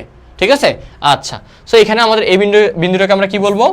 এটাকে আমরা বলবো ইকুইলিব্রিয়াম, ইকুইলিব্রিয়াম অর্থাৎ ভারসাম্য বিন্দু। কি বিন্দু? ভারসাম্য বিন্দু। ঠিক আছে, আচ্ছা ভারসাম্য বিন্দু।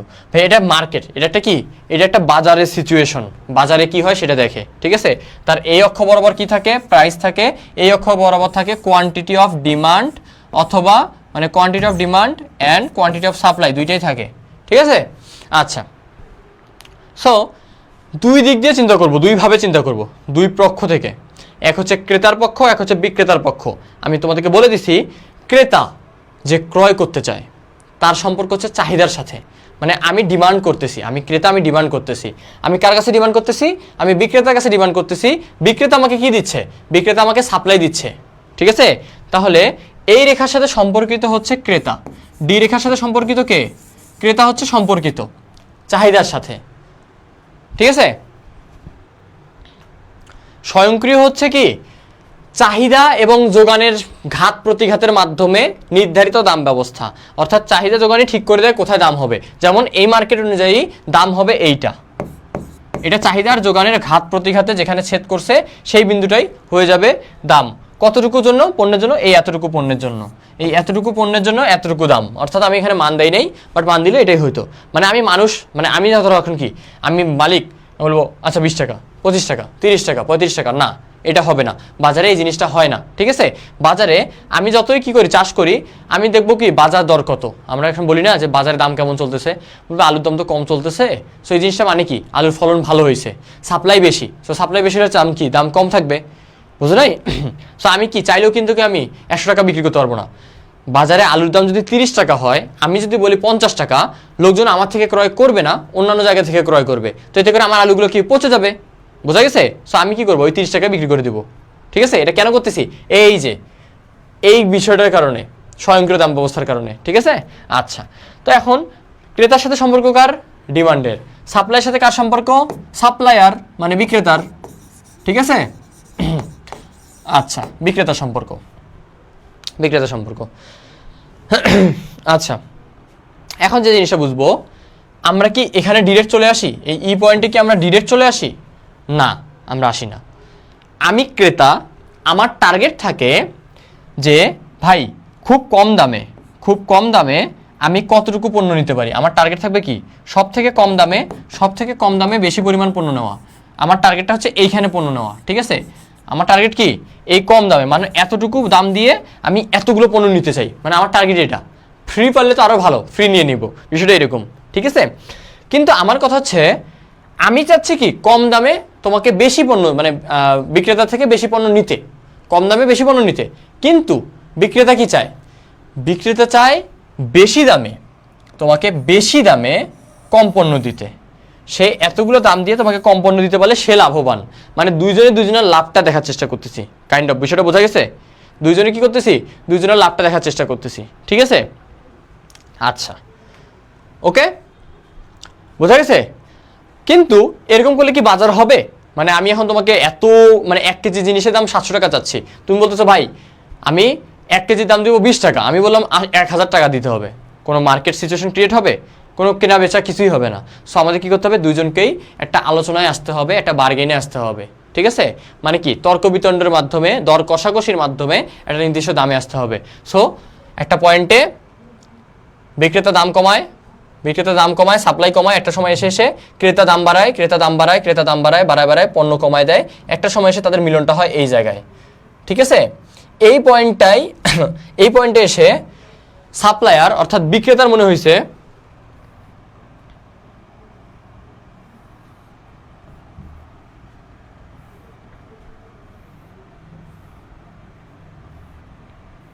আচ্ছা, এই পয়েন্টটাতে এসে আমাদের যে বিক্রেতা আছে, বিক্রেতা মনে করছে কি যে না, এই পয়েন্টে যদি আমি বিক্রি করি তাহলে আমার ঠিক আছে, আমার লাভ, মানে ক্ষতি হবে না। ক্রেতাও মনে করতেছে যে আমি এই পয়েন্টে যদি নেই তাহলে আমার কি ক্ষতি হবে না। সো এই সময় এসে তারা বলতেছে কি যে ঠিক আছে ভাই, ডিল ডান, আপনি এই দামে আমাকে এই পরিমাণ পণ্য দিবেন। বিক্রেতা বলতেছে ঠিক আছে ভাই, আমি এই দামে অথবা এই পরিমাণ পণ্য আমি আপনাকে এই দামে দিতে রাজি। তো এই হিসাবের ফলে কি হইলো, তাদের মধ্যে একটা বাজার সৃষ্টি হইলো। সো আমরা বাজার অধ্যায়ে আসবো, কোনো সমস্যা নাই। সো তার আগে বলো এতটুকু কি বোঝা গেছে কিনা, বলো তোমরা কি এতটুকু বুঝতে পারছো? আশা করি বুঝতে পারার কথা।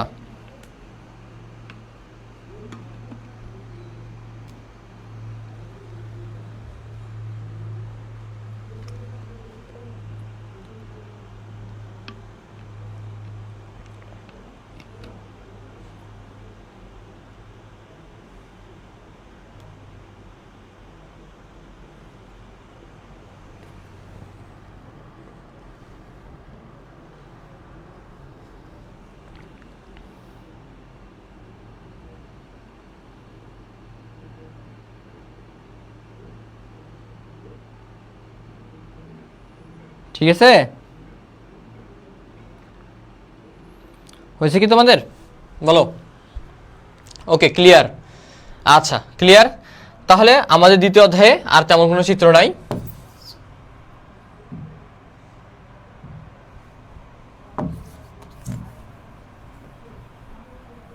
আচ্ছা, আমরা তৃতীয় অধ্যায়ে যাব। আমাদের তৃতীয় অধ্যায়ে তেমন কোনো চিত্র লাগবে না। আমাদের যেটা ইম্পর্টেন্ট সেটা হচ্ছে আমাদের এসি আর এমসি কার্ভ, সেটা আমরা দেখা দিচ্ছি, অর্থাৎ গড় ব্যয় রেখা। আচ্ছা, আমাদের কি চিত্র আছে আমরা বই দেখে আমরা দিয়ে দিচ্ছি। যদি আমি জানি তাও তোমাদের হচ্ছে মানে সুন্দর মতো চিত্রগুলো যাতে গ্যাপ না যায় সেই হিসাবে আমি করে দিচ্ছি। আচ্ছা, সেই স্থিতিস্থাপকতা রিলেটেড চিত্রগুলো আমাদের লাগবে না এখন। আমরা যদি যাই, এখানে এসিএমসি কার্ভ ছাড়া তোমাদের তেমন কিছু নাই দেখানোর। সো আশা করি সমস্যা হবে না। ক্রমবর্ধমান প্রান্তিক উৎপাদন বিধি, সমানুপাতিক প্রান্তিক উৎপাদন বিধি। আচ্ছা, মাত্রাগত উৎপাদন এগুলো তোমাদের লাগে না। উৎপাদন ব্যয় তেমন লাগবে না। কি লাগবে তাহলে? আমাদের হচ্ছে দীর্ঘকালীন মোট ব্যয় রেখা। আমরা এখানে একটু দেখে নিব আকৃতিগুলো, এটা এমসিকিউ চলে আসে। সো এই জিনিসটা একটু মাথায় রাখবা, লং টার্ম টোটাল কস্টের ক্ষেত্রে কি হয়ে থাকে। আচ্ছা, সো প্রথমে একটা চিত্র আঁকে দেবো, এই জিনিসটা জাস্ট মাথায় রাখবা, এটা এমসিকিউর জন্য। এটা তোমাদের বোঝার কিছু নাই যে লং টার্ম টোটাল কস্ট কেমন হয়ে থাকে। লং টার্ম টোটাল কস্ট হয়ে থাকে এইরকম, এটাকে বলা হয়ে থাকে LTC, long term total cost, অর্থাৎ দীর্ঘকালীন মোট ব্যয়।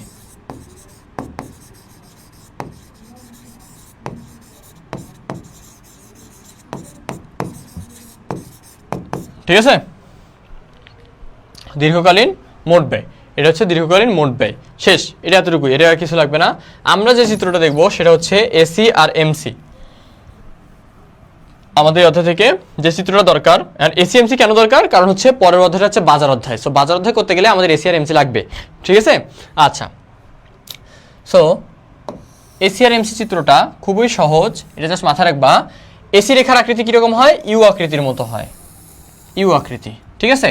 সো বিষয়টা হচ্ছে লং টার্মের ক্ষেত্রে, আমি এখানে যে রেখাটা দেখাচ্ছি এটা হচ্ছে লং টার্মের ক্ষেত্রে এনভেলাপ আকৃতির, খামের, চিঠির খামের আকৃতি, এটাকে বলা হয় এনভেলাপ, এনভেলাপ, ঠিক আছে।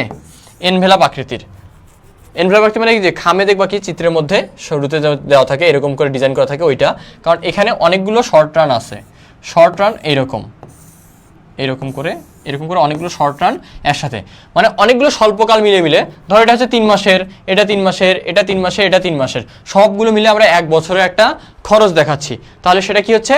এটা হচ্ছে দীর্ঘকালীন গড় ব্যয়।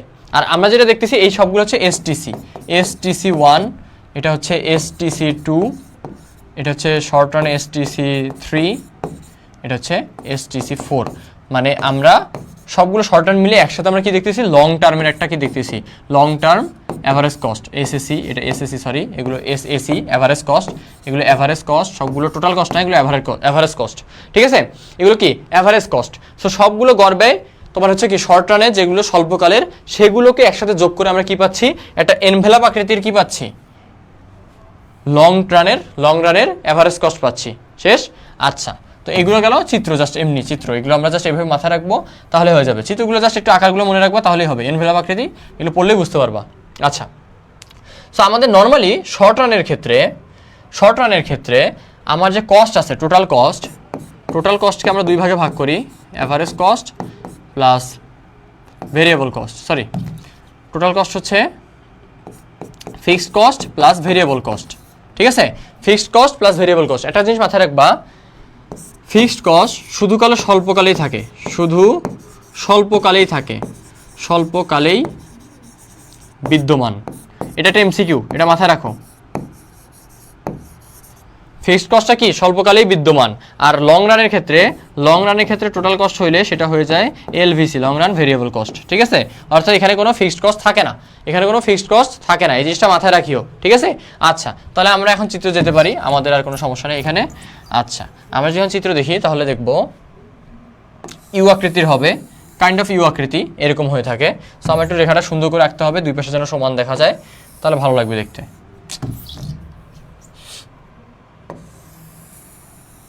ওকে, এই তো এবার হয়েছে।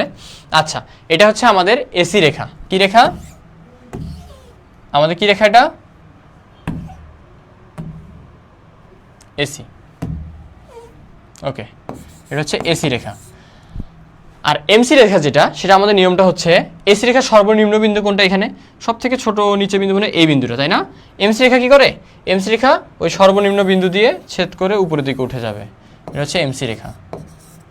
এই হচ্ছে চিত্র। 3য় অধ্যায়ে যে চিত্রটা তোমাকে পড়তে হবে সেটা হচ্ছে এটা। তোমার মাথায় রাখতে হবে এভারেজ কস্ট রেখা প্রথমে উপরে থাকে, এইটা 3টা সিচুয়েশনে ভাগ করে দিছে, এই জায়গাটা 3টা সিচুয়েশনে ভাগ করে দিছে, দেখো। আচ্ছা, সো এটার আগে, এই ছেদ করার আগে মুহূর্তে তোমার এভারেজ কস্ট কি বেশি না মার্জিনাল কস্টের থেকে? বেশি। যখন ছেদ করছে তখন আবার এভারেজ কস্ট আর মার্জিনাল কস্ট সমান এখানে। আর এরপরে আবার এই সিচুয়েশনে এসে কি হয়ে গেছে? মার্জিনাল কস্ট বড় হয়ে গেছে এভারেজ কস্ট থেকে। তো এখানে 3টা সিচুয়েশন বিদ্যমান, সেটা জাস্ট এই চিত্রটা পড়লেই হয়ে যায়, ঠিক আছে। সো এই হচ্ছে হিসাব, আর কিছু না, এটাই হিসাব, এখানে আর কিছু লাগবে না। এখানে তুমি কস্ট দিতে পারো, এভারেজ কস্ট, মার্জিনাল কস্ট, শেষ, ঠিক আছে। কোয়ান্টিটির সাথে তোমার কতটুকু খরচ হচ্ছে সেটা জাস্ট দেখাই দিচ্ছে।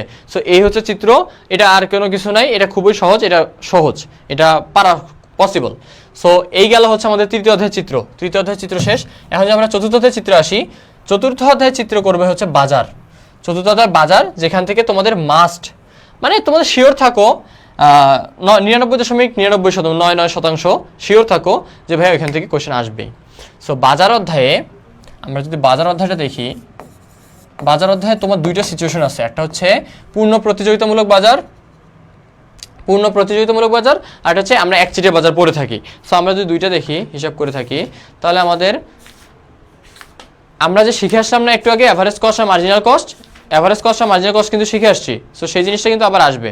সো আমরা বাজার অধ্যায়গুলোতে আগে চলে যাই। আচ্ছা, সো এখানে দেখবা পূর্ণ প্রতিযোগিতার ক্ষেত্রে আগে দেখি আমরা। আচ্ছা, প্রথমে কি আমরা এই চিত্র রাখছি না? ওই যে তৃতীয় অধ্যায়ে দেখে আসলাম, তৃতীয় অধ্যায়ে এভারেজ কস্ট, আর এভারেজ কস্টের নিচে এই জায়গা দিয়ে মার্জিনাল কস্ট সেট করে, মার্জিনাল কস্ট সেট করে উপরে উঠে যায়। সো এই সিচুয়েশনটাই তোমরা এখানে জাস্ট কি ছাপাই দিবা, উপরে উঠে দিব। তো বিষয়টা কীরকম দেখো, পূর্ণ প্রতিযোগিতায় আমরা কি জানি, পূর্ণ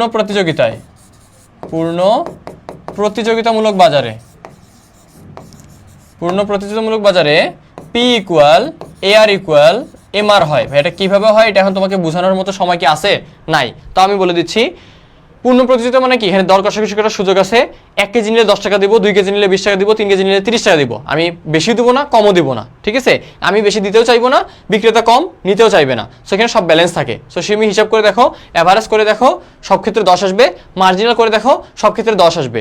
আর দামটা ওই 10-এ নির্ধারণ করা হয়েছে, তাই আসবে, ঠিক আছে? সো এই জন্য সব ক্ষেত্রে সমান হয়ে যাবে। তো এই হচ্ছে ধরো প্রাইস আমি কত টাকা নির্ধারণ করছি, 10 টাকা।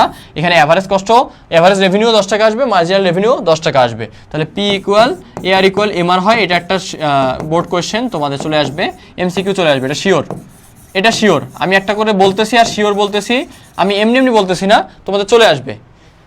কোন বাজারে দাম গড় আয় ও প্রান্তিক আয় সমান হয়, অথবা P equal AR equal MR হয় কোন বাজারে, সেটা হচ্ছে পূর্ণ প্রতিযোগিতামূলক বাজারে। এই জিনিসটা মাথায় রাখতে হবে। কোন বাজারে? পূর্ণ প্রতিযোগিতামূলক বাজারে। পূর্ণ প্রতিযোগিতামূলক বাজারে জিনিসটা মাথায় রাখতে হবে, ঠিক আছে? সেটা কি বোঝা গেছে? এটা বোঝা গেছে। এর সাথে যদি আমরা এখন একচেটিয়ার কথা বলি, একচেটিয়ার ক্ষেত্রে আবার বিষয়টা সমান হয় না। কারণ একচেটিয়া হচ্ছে কি, দাম সৃষ্টিকারী বাজার, এটা হচ্ছে দাম গ্রহীতা বাজার। এই বাজারটাকে কি বলা হয়? দাম গ্রহীতা বাজার।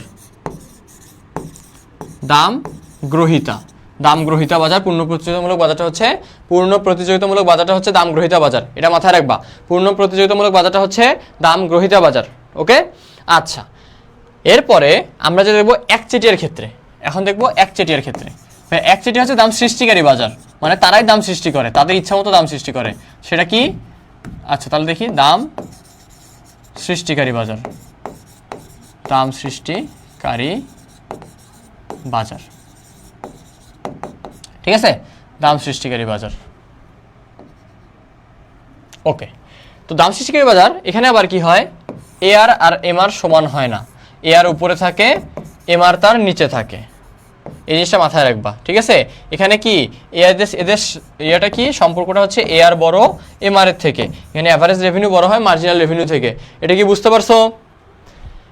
এই চিত্রগুলো কি বোঝা গেছে কিনা ওভারঅল বলো। এখন আমরা বাজারে যাব, লোকসান কখন হয় অর্থাৎ ক্ষতি কখন হয়, স্বাভাবিক মুনাফা অস্বাভাবিক মুনাফা কখন হয় সেটা দেখব।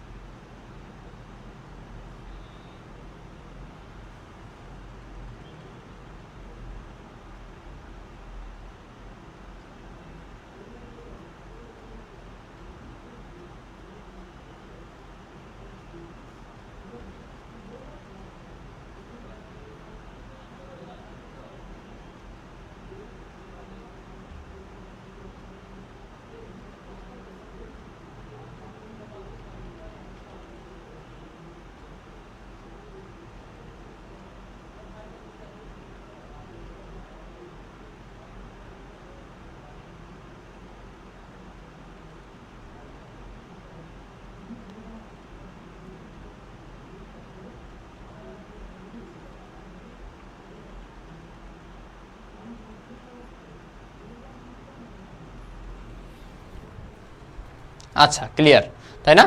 ওকে, তাহলে এখন আমরা দেখব পূর্ণ প্রতিযোগিতামূলক বাজারে তিনটা সিচুয়েশন অর্থাৎ কি কি হয়ে থাকে। ভাই এখানে আমরা চিত্র বিশ্লেষণ করতেছি, সো চিত্র রিলেটেড অধ্যায়টাই হবে স্বাভাবিক। আচ্ছা আচ্ছা, তাহলে দেখি। আচ্ছা, এখানে আমরা তিনটা সিচুয়েশন দেখব। কি কি সিচুয়েশন ভাইয়া দেখি, আসো একবারে দেখে ফেলবো যাতে তোমাদের সুবিধা হয়, বুঝতে সুবিধা হয়।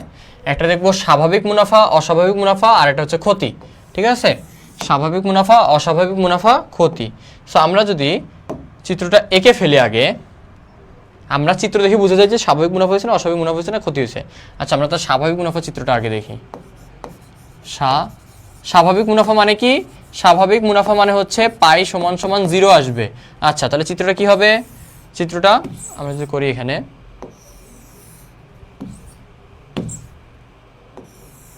আচ্ছা তো চিত্রটা হবে এরকম, P equal AR equal MR হবে, এটা তো আমরা জানি, এআর ইকুয়াল এমআর হবে।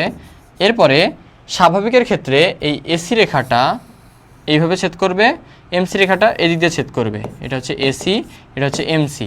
আমাদের একটা জিনিস মাথায় রাখতে হবে, ভারসাম্য বলে একটা কথা আছে, ভারসাম্যের পর্যাপ্ত শর্ত আর প্রয়োজনীয় শর্ত। প্রথমটা হচ্ছে প্রয়োজনীয় শর্ত। ভারসাম্যের প্রয়োজনীয় শর্তটা হচ্ছে এমআর ইকুয়াল এমসি হইতে হবে। যেখানে এমআর আর এমসি ছেদ করবে সেখান থেকে আমরা দাগ দিব। কি দাগ দিব? কোয়ান্টিটির দাগ দিব, পরিমাণে দাগ দিব। সেখানে এমআর কোথায়? এই যে এমআর। এমসি কোথায়? এই যে এমসি। এই দুটো কোথায় ছেদ করছে? এখানে ছেদ করছে। তাহলে এই বরাবর আমাদের এই বরাবর কি আসতেছে? এই বরাবর আমাদের পরিমাণটা, কোয়ান্টিটিটা আসতেছে। এটা কিউ, এটা ধরো পি, এটা হচ্ছে পি রেখা, আমাদের পি একটা দাম দেওয়া আছে P1, এটা Q1, এটা কিউ। সো এটা হচ্ছে 0। তো এখানে কি হয়েছে? আমাদের এখানে তুমি হিসাব করে দেখবা total cost minus total revenue minus total cost করে আসবে 0। এই পাই সমান সমান 0 আসবে, তার মানে এটা স্বাভাবিক মুনাফা। ঠিক আছে, চিত্র এটা ক্লিয়ার?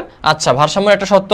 এরপরে এমআর রেখার ঢাল, এমআর ঢাল বড় হবে, সরি ছেদ করবে এমসি রেখার ঢাল, এমসি ঢাল বেশি হবে এমআর রেখার থেকে, এমআর ঢালের থেকে। এই দুটো হচ্ছে শর্ত। সো ভাইয়া ছেদ করলে এমনি ঢালটা কি হয়? বড়ই হয়। সো এটা তোমাকে আর বেশি প্যারা খাওয়া লাগবে না। তুমি যা যে জিনিসটা মাথায় রাখবা, এই জিনিসটা তোমার মনে রাখা ইকোনমিক্স পড়তে গেলে ফরজ। ইকোনমিক্সে বাজার অধ্যায় পড়তে গেলে এই জিনিসটা মনে রাখা ফরজ। কারণ কি? আমি কনফিউশনটা এখনই দেখাই দিচ্ছি, কোথায় কনফিউজড হবা। সো এটা দেখো, মুছে দেই, এটা মুছে দেই, দেখো। আচ্ছা, সো এখানে দেখবো কি আমরা? অস্বাভাবিক মুনাফা। কি দেখবো? অস্বাভাবিক মুনাফা। পাইয়ের মানটা 0 থেকে বড় হবে। ঠিক আছে, পাইয়ের মানটা কি হবে? মুনাফা 1 টাকা হলেও এটা অস্বাভাবিক মুনাফা। ঠিক আছে, আচ্ছা। সো এই ক্ষেত্রে কি হয়? আমাদের প্রথমে দেখবো P equal AR equal MR, এটা তো শিওর থাকেই, এআর ইকুয়াল এমআর। ঠিক আছে, এমআর। আচ্ছা, তো এই ক্ষেত্রে কি হবে?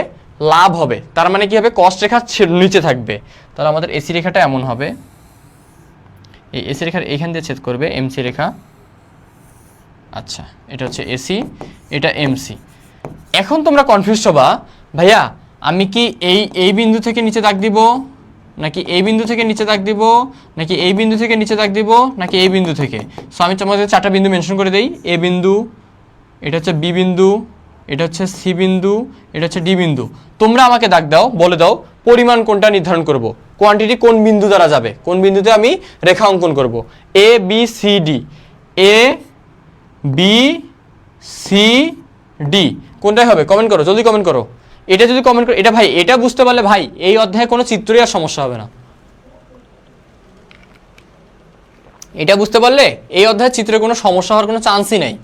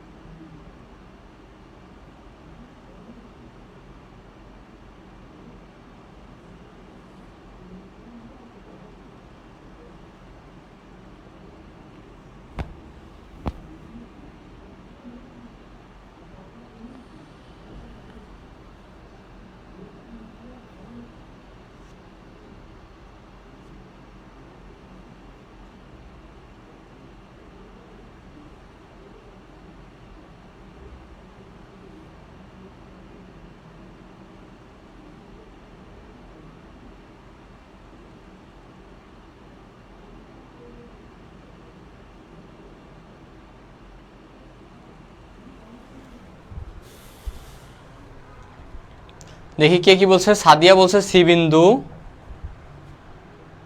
মাইশা বলছে সি বিন্দু, ফাহমিনা রহমান বলছে সি বিন্দু। মাশাল্লাহ, হ্যাঁ হিমালয়ও ঠিক বলছে, মাশাআল্লাহ মাশাআল্লাহ, আরে সাবাস, তোমরা বুঝতে পারছো তো। হ্যাঁ, আমাদের কি জিনিস, কোন জিনিস মাথায় রাখতে বলছিলাম ভাই? মাথায় রাখতে বলছিলাম এমআর আর এমসি যেখানে ছেদ করবে সেখানেই হবে। সো এমআর কোথায়? এই যে এমআর, এই রেখাটাই এমআর, এই রেখাটাই এআর, এইটাই পি রেখা। সো এই তিনটাই হচ্ছে সেম। তাহলে এমআর এর সাথে এমসি কোথায় ছেদ করছে? এমসি ছেদ করছে কোথায়? এই যে সি বিন্দুতে। তাহলে আমার পরিমাণ নির্ধারণ হবে এই সি বিন্দুতে, Q1 Q2 যা বলো ইচ্ছা, কোনো সমস্যা নাই। এটা 0, এটা কিউ, এটা হচ্ছে প্রাইস, আর এটা হচ্ছে দাম। ঠিক আছে? সো এই হচ্ছে অবস্থা। এখানে কি হবে? এখানে দেখবা কি তোমার কস্ট হয়েছে এতখানি, এখানে কস্ট হয়েছে, তোমার খরচ হয়েছে এতটুকু, বাট তোমার আয় হয়েছে এতখানি। তারপর তোমার লাভের অংশ কোনটা? তুমি লাভ করছো কোনটা? এই পুরোটা তোমার কি? এই অংশটা তোমার লাভ, এই অংশটা তোমার লাভ। এই জন্য এটা কি? এটা বোঝাচ্ছে অস্বাভাবিক মুনাফা। বোঝা গেছে? ক্লিয়ার? ক্লিয়ার? ওকে, এরপরটা যদি আমরা দেখি, ক্ষতি দেখব। ক্ষতিও সেম, ক্ষতিও সেম। ক্ষতির ক্ষেত্রে কি হবে? জাস্ট এসি রেখা উপরে থাকবে এমআর রেখার থেকে। সো এটা হচ্ছে P equal AR equal MR, এটা আমরা বুঝতেছি। AR equal MR. সো এখানে কী হবে? অ্যাভারেজ কস্ট রেখাটা উপরে থাকবে, মার্জিনাল কস্ট এদিক দিয়ে আসবে, অ্যাভারেজ কস্ট, মার্জিনাল কস্ট। এবার সেম কি, এমআর আর এমসি কোথায় ছেদ করছে? এবার তোমরা আবার ভুল করবা, অনেকে এই জায়গা থেকে দাগ দিবা। আমি একটা কথা বারবার বলতেছি, বারবার, এমআর আর এমসি, এই এমআর আর এমসি যেখানে ছেদ করবে, কোথায় ছেদ করছে? এখানে ছেদ করছে, তাহলে এখান থেকেই হবে। এখন বলবো ভাই তাহলে আপনি কি বললেন? ওখানে ছেদ করছে? ওখানে ছেদ করে নাই। এমআর রেখা এমসি রেখা ছেদ করছে এই বিন্দুতে। ঠিক আছে? ঠিক আছে? আচ্ছা, কোথায় ছেদ করছে ভাইয়া?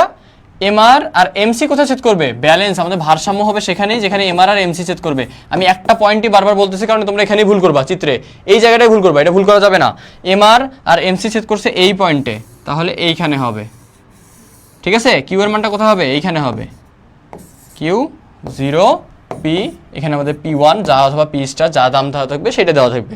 সো আমাদের বোঝা গেছে? তাহলে আমাদের এখানে ক্ষতি হয়েছে, দেখো খরচ কতটুকু হয়েছে।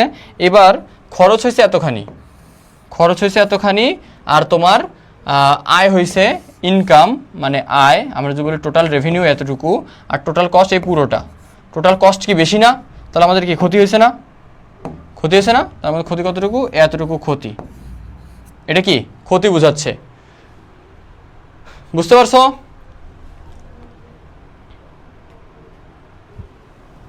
বোঝা গেছে? বলো, এটা কি বোঝা গেছে তোমাদের? এটা ক্লিয়ার? এটা ক্লিয়ার হয়েছে কিনা এটা একটু জানাবা। এটা কি ক্লিয়ার কিনা বলো। এবার বুঝছি। এতক্ষণ কি হয়েছিল? এতক্ষণ বোঝো নাই কেন?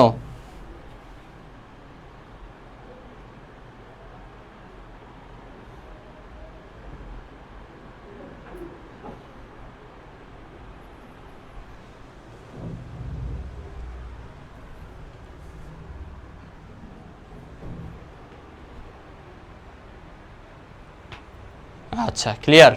ওকে, তাহলে আমরা পূর্ণ প্রতিযোগিতার ক্ষেত্রে দেখলাম, এবার অপূর্ণ প্রতিযোগিতার ক্ষেত্রে দেখব।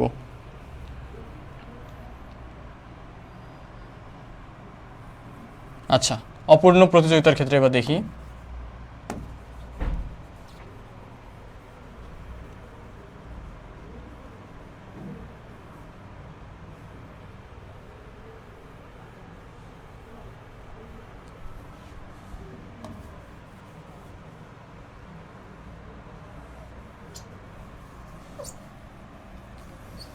আচ্ছা, আর বেশি চিত্র নেই আমাদের। পঞ্চম অধ্যায়ে একটা চিত্র আছে, তারপর নবম অধ্যায়ে চিত্র আছে, আর কিছু নেই। ঠিক আছে?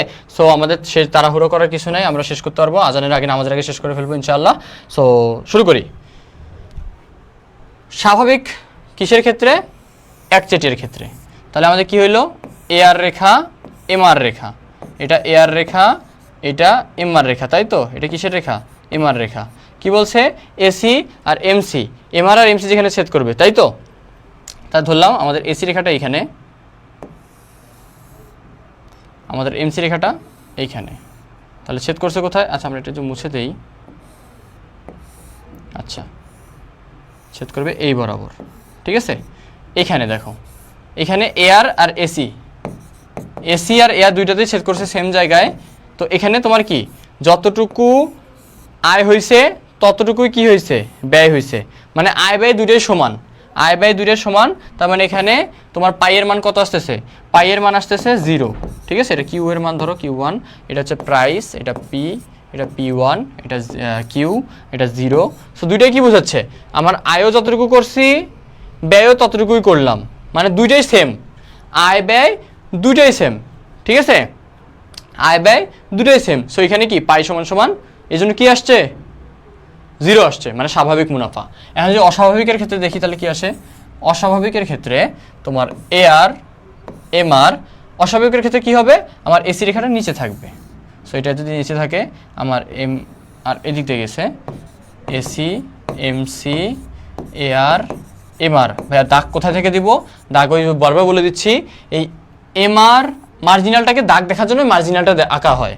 এমসি যেখানে থাকবে ছেদ করবে, কোথায় ছেদ করছে, দুইটা ছেদ করছে এই পয়েন্ট, এই যে MR MC ছেদ করছে এইখানে, তাহলে এই বরাবর দাগটা তুলে দিব একদম পুরো উপর পর্যন্ত, তাহলে আমাদের কোয়ান্টিটি আসতেছে। এখন দেখো এভারেজ কস্টকে কোথায় ছেদ করছে এইখানে, তার মানে আমার খরচ হয়েছে এতটুকু, আয় করছে কোথায়, এভারেজ রেভিনিউকে করছে এইখানে, তার মানে আমার খরচ এতটুকু, আমার ইনকাম এতটুকু, ঠিক আছে। তাহলে আমার লাভ কতটুকু, এই এতটুকু আমার লাভ হয়েছে, এতটুকু আমার কি হয়েছে, এটা কি এটা কি এটা কি নির্দেশ করতেছে, এতটুকু নির্দেশ করতেছে আমার কি লাভ, লাভের পরিমাণটা কতটুকু, ঠিক আছে। আচ্ছা তাহলে এটাও গেল, একই সেম জিনিস ভাই, এটা একটা বুঝলে সবগুলো এমনি বোঝা যায়। এখন আমরা আসি ইম্পর্টেন্ট, অনেক বেশি ইম্পর্টেন্ট, সেটা হচ্ছে ক্ষতি। তাহলে ক্ষতিতে কি সমস্যা ভাইয়া দেখাচ্ছি, এটা AR, এটা MR, আমাদের এবার এসি রেখাটা উপরে থাকবে, যেহেতু ক্ষতি হয়েছে তার মানে আমাদের খরচটা বেশি হবে অবশ্যই, আর এমসিটা নিচে থাকবে, তাহলে এটা হচ্ছে এমসি। তো এখন কথা হচ্ছে কোথা থেকে দাগ যাবে, MR আর এমসি যেখানে ছিল, তাহলে এইখান থেকে এই বরাবর পুরোটা তুলে দিব, আমাদের আয় হয়েছে এতটুকু, এই দেখো AR রেখাকে ছেদ করছে কোথায়, এই পয়েন্টে, তাহলে আমাদের P1 হচ্ছে কি আমাদের আয়ের দাম, আর এটা হচ্ছে P2, এটা হচ্ছে কি P2, এটা P নির্দেশ করতেছে, তার মানে আমার ক্ষতি কতটুকু হয়েছে, আমার ক্ষতি হয়েছে এই এতখানি, এই এতখানি অংশ কি আমার ক্ষতি, এই এতখানি অংশ আমার ক্ষতি, বোঝা গেছে, বোঝা গেছে। অর্থাৎ এই পুরো অংশটা আমার কি, এই পুরো অংশ যে মানটা আছে এটা হচ্ছে আমার ক্ষতি নির্দেশ করতেছে, ঠিক আছে। এখন এখানে একটা কথা থাকতে পারে, সেটা হচ্ছে ক্ষতি স্বীকার করেও ফার্ম আদৌ উৎপাদন করবে কিনা, যেটা তোমাদের কোয়েশ্চেন আসবে, যেটা তোমাদের শিওর কোয়েশ্চেন চলে আসবে। তো তোমরা আগে বলো এই তিনটা কি বুঝতে পারছো কিনা, এটা তিনটা বুঝতে পারলে ওটা দেখাই দিব, এরপরে মাত্র 3টা চিত্র থাকবে। সো আমরা ইনশাআল্লাহ 5টার আগে শেষ করে ফেলতে পারবো।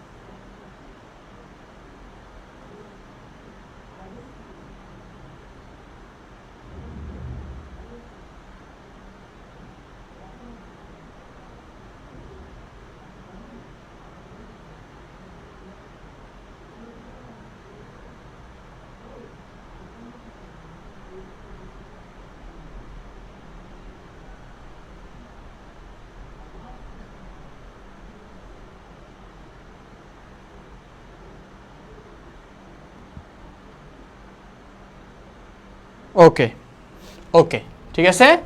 আচ্ছা তাহলে এখন আমাদের ঘ নম্বরে শিওর আসতেছে ভাই, এই ক্লাস থেকে তোমরা এই ক্লাসটা যদি কেউ মনোযোগ দিয়ে করে সে 70+ মার্ক ইনশিওর করতে পারবে এক ক্লাস থেকে। এটা কেমনে বলতেছি, কারণ এই চিত্রগুলো বুঝলে তোমার এই চিত্রগুলো থেকে কোশ্চেন আসবে, এই চিত্রগুলো থেকে তোমার এমসিকিউ আসবে, এই চিত্রগুলো থেকে তোমার কি আসবে,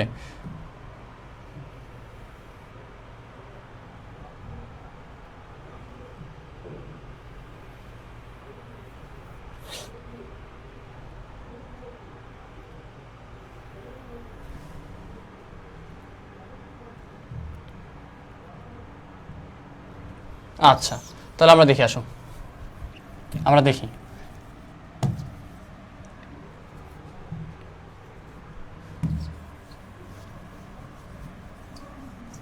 ওকে সো সো আমাদের এখন কথা হচ্ছে, একটা প্রশ্ন থাকে না যে জনাব করিম রহিম যে কোনো একজন নামদার থাকে দিয়ে বলে কি যে তিনি ক্ষতি স্বীকার করে কতদিন উৎপাদন করবেন, তিনি ক্ষতি স্বীকার করেও কি উৎপাদন করবে কিনা, ফার্মটা বন্ধ করবে কিনা। সেই জিনিসটা আমি একটু ডিটেলসে তোমাদেরকে বোঝাতে দিচ্ছি। তাহলে আমাদের প্রশ্নটা কি, ক্ষতি স্বীকার করে উৎপাদন করবে কিনা, ক্ষতি স্বীকার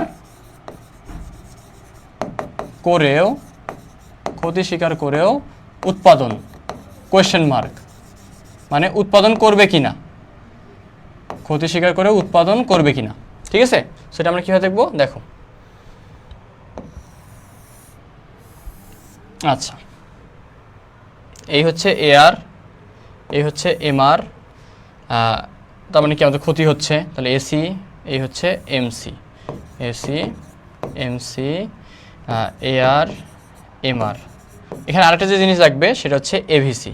ঠিক আছে, এভিসি। সো ধরো এভিসিটা এখানে দেওয়া আছে, সো এটা হচ্ছে অ্যাভারেজ ভেরিয়েবল কস্ট। ঠিক আছে, আচ্ছা এটা কেন দিলাম একটু পরে দেখাচ্ছি। কি হবে, এমআর আর এমসি কোথায় ছেদ করছে, এমসি ছেদ করছে এই পয়েন্টে। সো এই বরাবর দাগটা উঠে যাবে, উঠে এইখানে বোঝাচ্ছে, দেখো এই দামটা, এই যে পি এর যে এখানে আছে, এই পি আয় কতটুকু হচ্ছে, আয়ের রেখাটা ছেদ করছে এইখানে।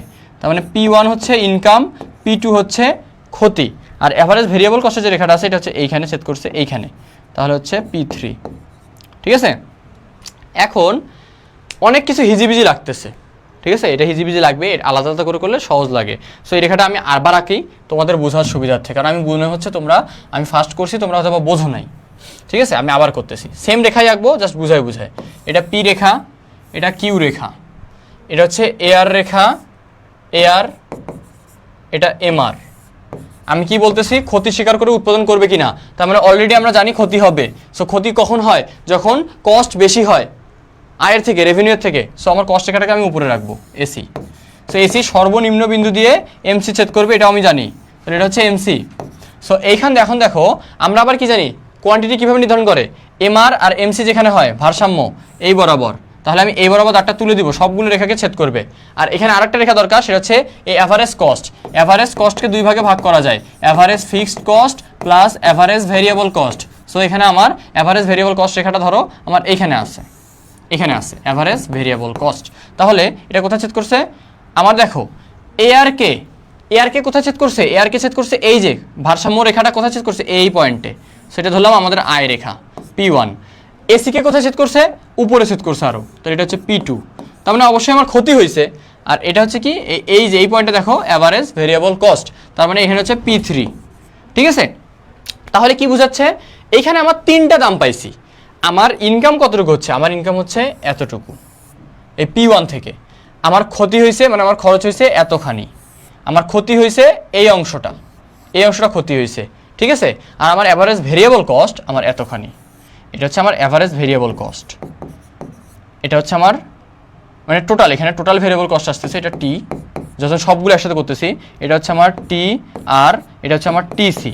ভাই ক্ষতি উৎপাদন করে স্বীকার করবে কিনা এটা বের করার নিয়ম হচ্ছে, আমি যদি প্রথমে দেখি ক্ষতি হয়েছে কিনা। ক্ষতি হলে কি হয় বলো দেখি, ক্ষতি হইলে আমার অ্যাভারেজ কস্ট কি বেশি হবে না, অ্যাভারেজ রেভিনিউর থেকে বেশি হবে কিনা এটা বলো, এটাকে বলো। অ্যাভারেজ কস্ট অ্যাভারেজ রেভিনিউ থেকে বেশি হওয়া মানে কি, আমার ক্ষতি বেশি, মানে খরচ বেশি হয়েছে, তার মানে ক্ষতি। কিন্তু ক্ষতি উৎপাদন করে স্বীকার করবে কিনা এই প্রশ্নটা যখন করবে, আরেকটা জিনিস অ্যাড করতে হবে, সেটা হচ্ছে অ্যাভারেজ ভেরিয়েবল কস্ট। সো আমার এই সিচুয়েশনটা যদি হয়, এই যে এরকম ধরো অ্যাভারেজ রেভিনিউ থেকে, আবার কি অ্যাভারেজ ভেরিয়েবল কস্টের থেকে অ্যাভারেজ কস্ট সব থেকে বেশি, অ্যাভারেজ রেভিনিউ তার থেকে কম, কিন্তু অ্যাভারেজ রেভিনিউ আবার যদি অ্যাভারেজ ভেরিয়েবল কস্টের থেকে বেশি হয়ে থাকে, তাহলে ক্ষতি উৎপাদন করেও স্বীকার, মানে ক্ষতি স্বীকার করে উৎপাদন করবে। কি করবে, ক্ষতি স্বীকার করেও উৎপাদন করবে, উৎপাদন করবে, ক্ষতি স্বীকার করেও উৎপাদন করবে। ঠিক আছে, সো এই যে সিচুয়েশনটা দেখো, এখানে কি দেখাচ্ছে, দেখো অ্যাভারেজ ভেরিয়েবল কস্টের থেকে কি অ্যাভারেজ রেভিনিউটা বেশি আছে না। সো যেহেতু বেশি আছে এখানে কি বোঝাচ্ছে, টোটাল কস্ট সব থেকে বেশি, তার থেকে কম টোটাল রেভিনিউ, তার থেকে কম টোটাল ভেরিয়েবল কস্ট, তাই তো এই সিচুয়েশনটা এটা নির্দেশ করতেছে না, এটা নির্দেশ করতেছে কিনা বলো। দেখো এখানে কি টোটাল ভেরিয়েবল কস্টে কি ছোট, এই টোটাল রেভিনিউর থেকে কি ছোট, কিন্তু টোটাল কস্ট আবার কি টোটাল রেভিনিউ থেকে বেশি, মানে টোটাল কস্ট সব থেকে বেশি, মানে আমি জানি আমার ক্ষতি হয়েছেই, তার থেকে টোটাল রেভিনিউ মানে আমার আয়টা কম হয়েছে, তার থেকে টোটাল ভেরিয়েবল কস্টটা আমার কম। সো টোটাল ভেরিয়েবল কস্ট যতক্ষণ কম থাকবে ততক্ষণ আমি কি করব, উৎপাদন করব। আমি যদি এখন উৎপাদনটা বন্ধ করে দেই, আমার পুরো টাকাটাই কি মারা, মানে আমার পুরো টাকাটাই শেষ, জলে ডুবে যাবে। কিন্তু আমি যদি উৎপাদন করে যাই, আমার টোটাল ভেরিয়েবল কস্ট উঠতেছে, টোটাল ভেরিয়েবল কস্টটা তো উঠতেছে। তাহলে আমি কি চালাই যাব, যতদিন চালাই যাব, কতদিন চালাই যাব, ততদিন চালাই যাব ঠিক যতদিন টোটাল ভেরিয়েবল কস্টটা টোটাল রেভিনিউর থেকে ছোট আছে। যদি টোটাল ভেরিয়েবল কস্ট আমার টোটাল আয়ের থেকে, রেভিনিউ থেকে টোটাল ভেরিয়েবল কস্ট যদি আমার টোটাল রেভিনিউর থেকে বড় হয়ে যায়, আমি উৎপাদন বন্ধ করে দেব। ঠিক আছে, ঠিক আছে। আচ্ছা, তাহলে এখন আমি যদি উৎপাদন বন্ধ হবে কিনা, মানে এটা তো দেখালাম কি ক্ষতি স্বীকার করে উৎপাদন করবে, এবার দেখাবো কি ক্ষতি স্বীকার করে উৎপাদন করবে না। সো সেই জিনিসটা আমরা একটু দেখে ফেলি, চলো। আচ্ছা, কয়জন ক্লাস করে করুক এটা আমার দেখার বিষয় না, তোমারও দেখার বিষয় না। ক্লাসটা তুমি করতেছো ভাই, তুমি করতেছো, তাহলে এনাফ। বিশ্বাস করো, এইভাবে হয়তো বা আমার মনে হয় না অনলাইনে কখনো কেউ চিত্র এইভাবে ধরে ধরে বিশ্লেষণ করাইছে। ঠিক আছে, আচ্ছা। সো তুমি করতেছো, আমি আশা করি তুমি মনোযোগ দিয়ে ক্লাসটা করবা।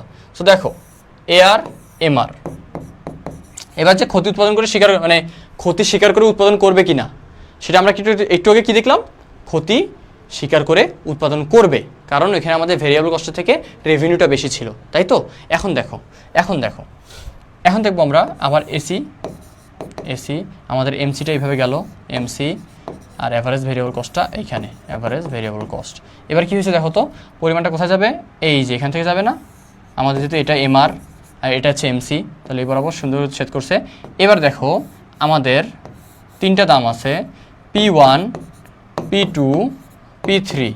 সো P1 হচ্ছে আমার, P1 আমার বোঝাচ্ছে হচ্ছে আমার কতটুকু কি হয়েছে, টোটাল রেভিনিউ, মানে আমার আয় কতটুকু হয়েছে। আর এই যে এখানে আমার P3 যেটা বোঝাচ্ছে, এটা বোঝাচ্ছে আমার টোটাল ভেরিয়েবল কস্ট, আর এই P2টা বোঝাচ্ছে আমার টোটাল কস্ট। সেই চিত্র দ্বারাই বোঝা যাচ্ছে আমার টোটাল কস্ট সব থেকে বেশি, তার থেকে ছোট টোটাল ভেরিয়েবল কস্ট, তার থেকে ছোট টোটাল রেভিনিউ। সো ফার্ম ক্ষতি স্বীকার করে উৎপাদন করবে না, উৎপাদন করবে না, কি করবে না, উৎপাদন করবে না। বোঝা গেছে? বাজার অধ্যায় শেষ। বাজার অধ্যায়ে এর বাইরে কোনো চিত্রই নাই, বাজার অধ্যায়ে এর বাইরে আসার মতো কোনো চিত্রই নাই।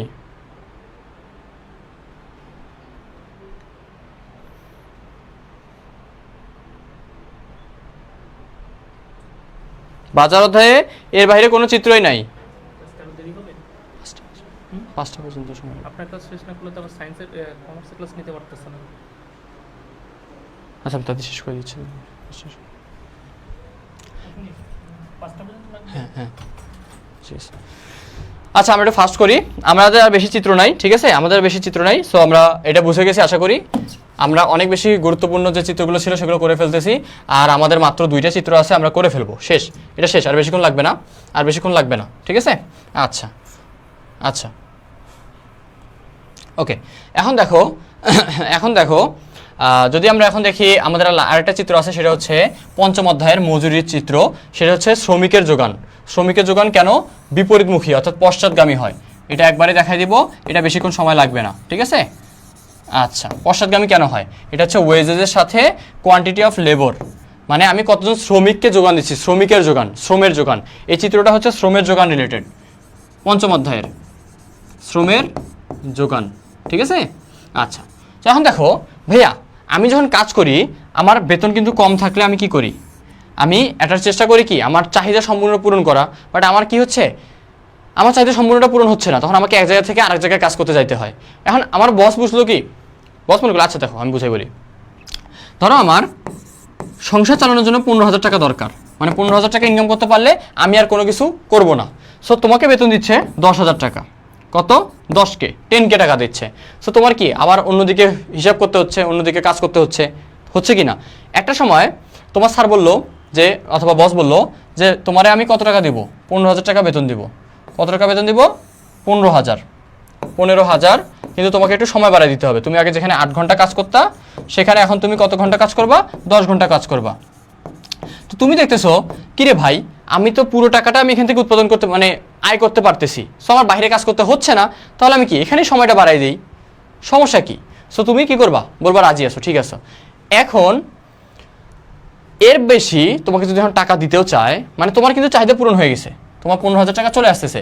সো এখন তুমি কিন্তু আর টাকার পিছনে দৌড়াবা না, তোমার এখন আরাম দরকার, মানে একটু রেস্ট দরকার। সারাদিন কাজ করলে শরীর অসুস্থ হয়ে যাবে, তোমার কি করবা তখন, তাই না? একটা সময় গিয়ে মানুষ কি করে, লেবারের থেকে লিজারকে বেশি গুরুত্ব দেয়। লেবার মানে হচ্ছে শ্রম, লেবর, ঠিক আছে, আর লিজার LEISURE। সো একটা সময় তোমার লেবারটাকে তুমি বেশি দেখতেছিলে চোখে, কারণ কি তোমার টাকার প্রয়োজন ছিল। যখন তোমার টাকার প্রয়োজন মিটে গেছে, তুমি এখন কি আরামপ্রদ হবা, মানে আরাম দেখবা, আরামটাকে বেছে নিবা। সো এখন যদি তোমাকে আমি বলি যে তোমাকে আমি 20,000 টাকা দিব, তুমি তাও কি করবা, বলবা স্যার আমার পক্ষে পসিবল না, আপনি আমাকে 20,000 টাকা দেন, সমস্যা নেই, কিন্তু আমি আর বেশি কাজ করতে পারবো না, আমি কম সময়, আমার সময় কমায় নিতে হবে, সময় কমায় নিব। কিন্তু স্যার তাও রাজি হবে, কারণ তুমি এই এতদিনে কাজ করে তুমি এক্সপিরিয়েন্স হয়ে গেছো, তোমার কর্মক্ষমতা, কর্মদক্ষতা বৃদ্ধি পাইছে। সো কি হয়েছে, তুমি খুব কম সময়ে বেশি কাজ করতে পারতেছো।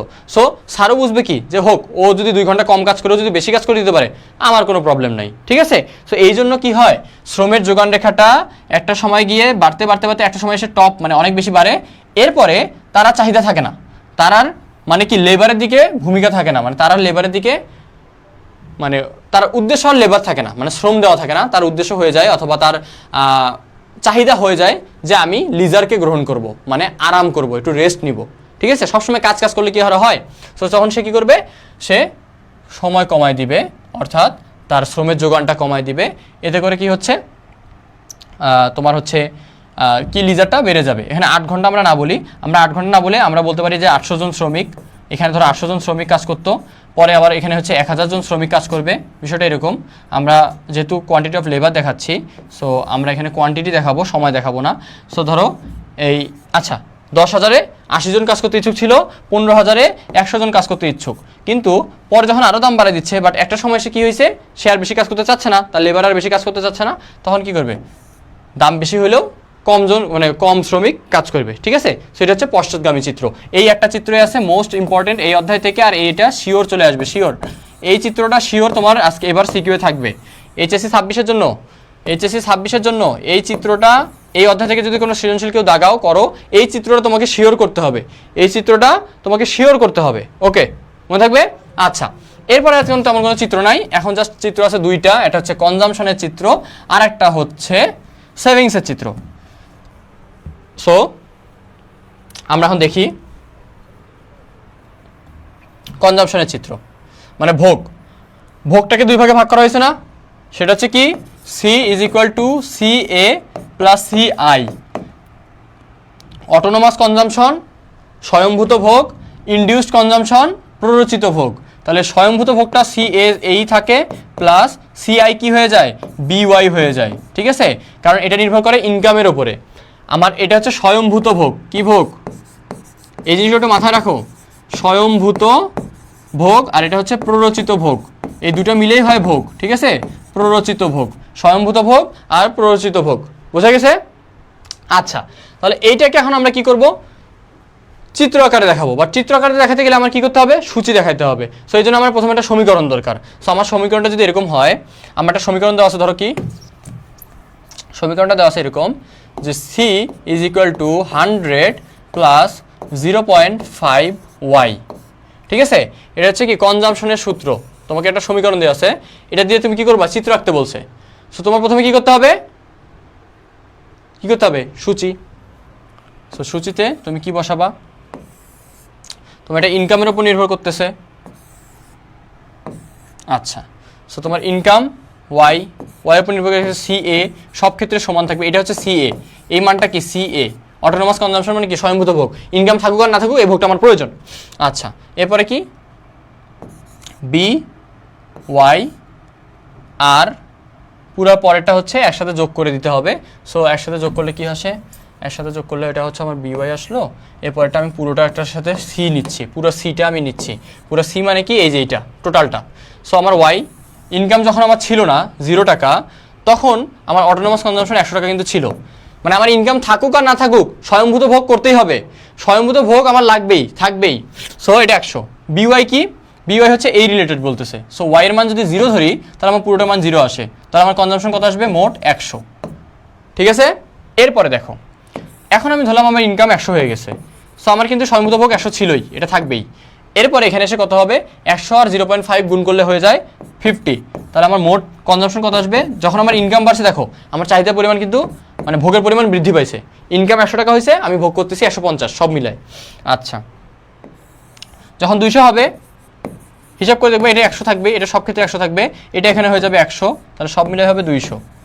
এরপরে যখন আমার ইনকাম হয়ে যাবে 300, তখন আমার এটা 100ই থাকবে, এটা হয়ে যাবে 150, তাহলে হয়ে গেল 250। এগুলো হিসাব করলেই বুঝতে পারবা।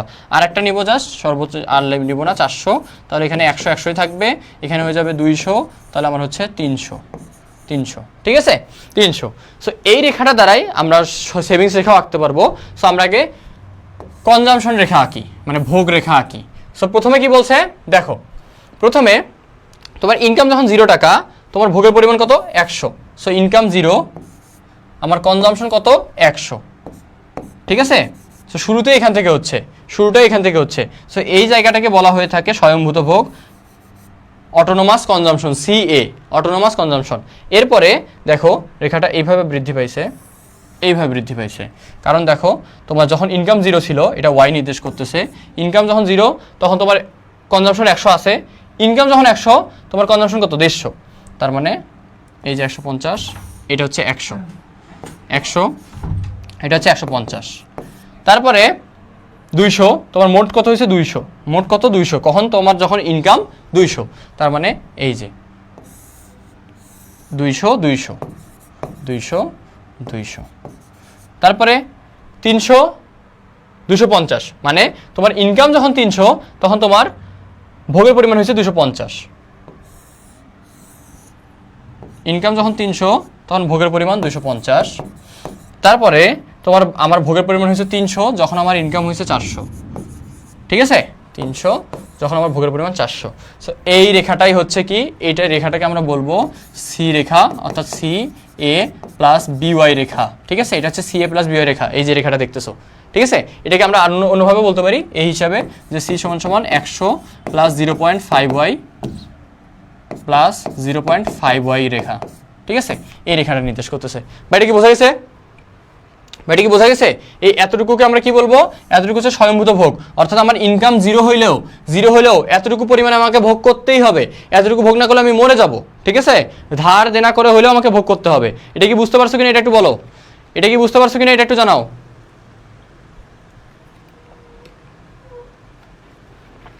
বলো, বোঝা গেছে? এটা বোঝা গেছে কিনা এটা একটু জানাবা।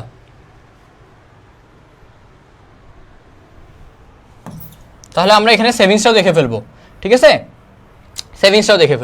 আচ্ছা, তার জন্য আমরা একটু মুছে নেই, আমরা একটু এখন ছোট করে করবো এই জায়গাটা, কারণ আমাদের এখানে আর একটা জিনিস বসাইতে হবে। সো দেখো, আচ্ছা, সো এখানে সিজ কত ছিল? প্রথমে ছিল হচ্ছে 100, পরে হয়ে গেছে 150, পরে হয়ে গেছে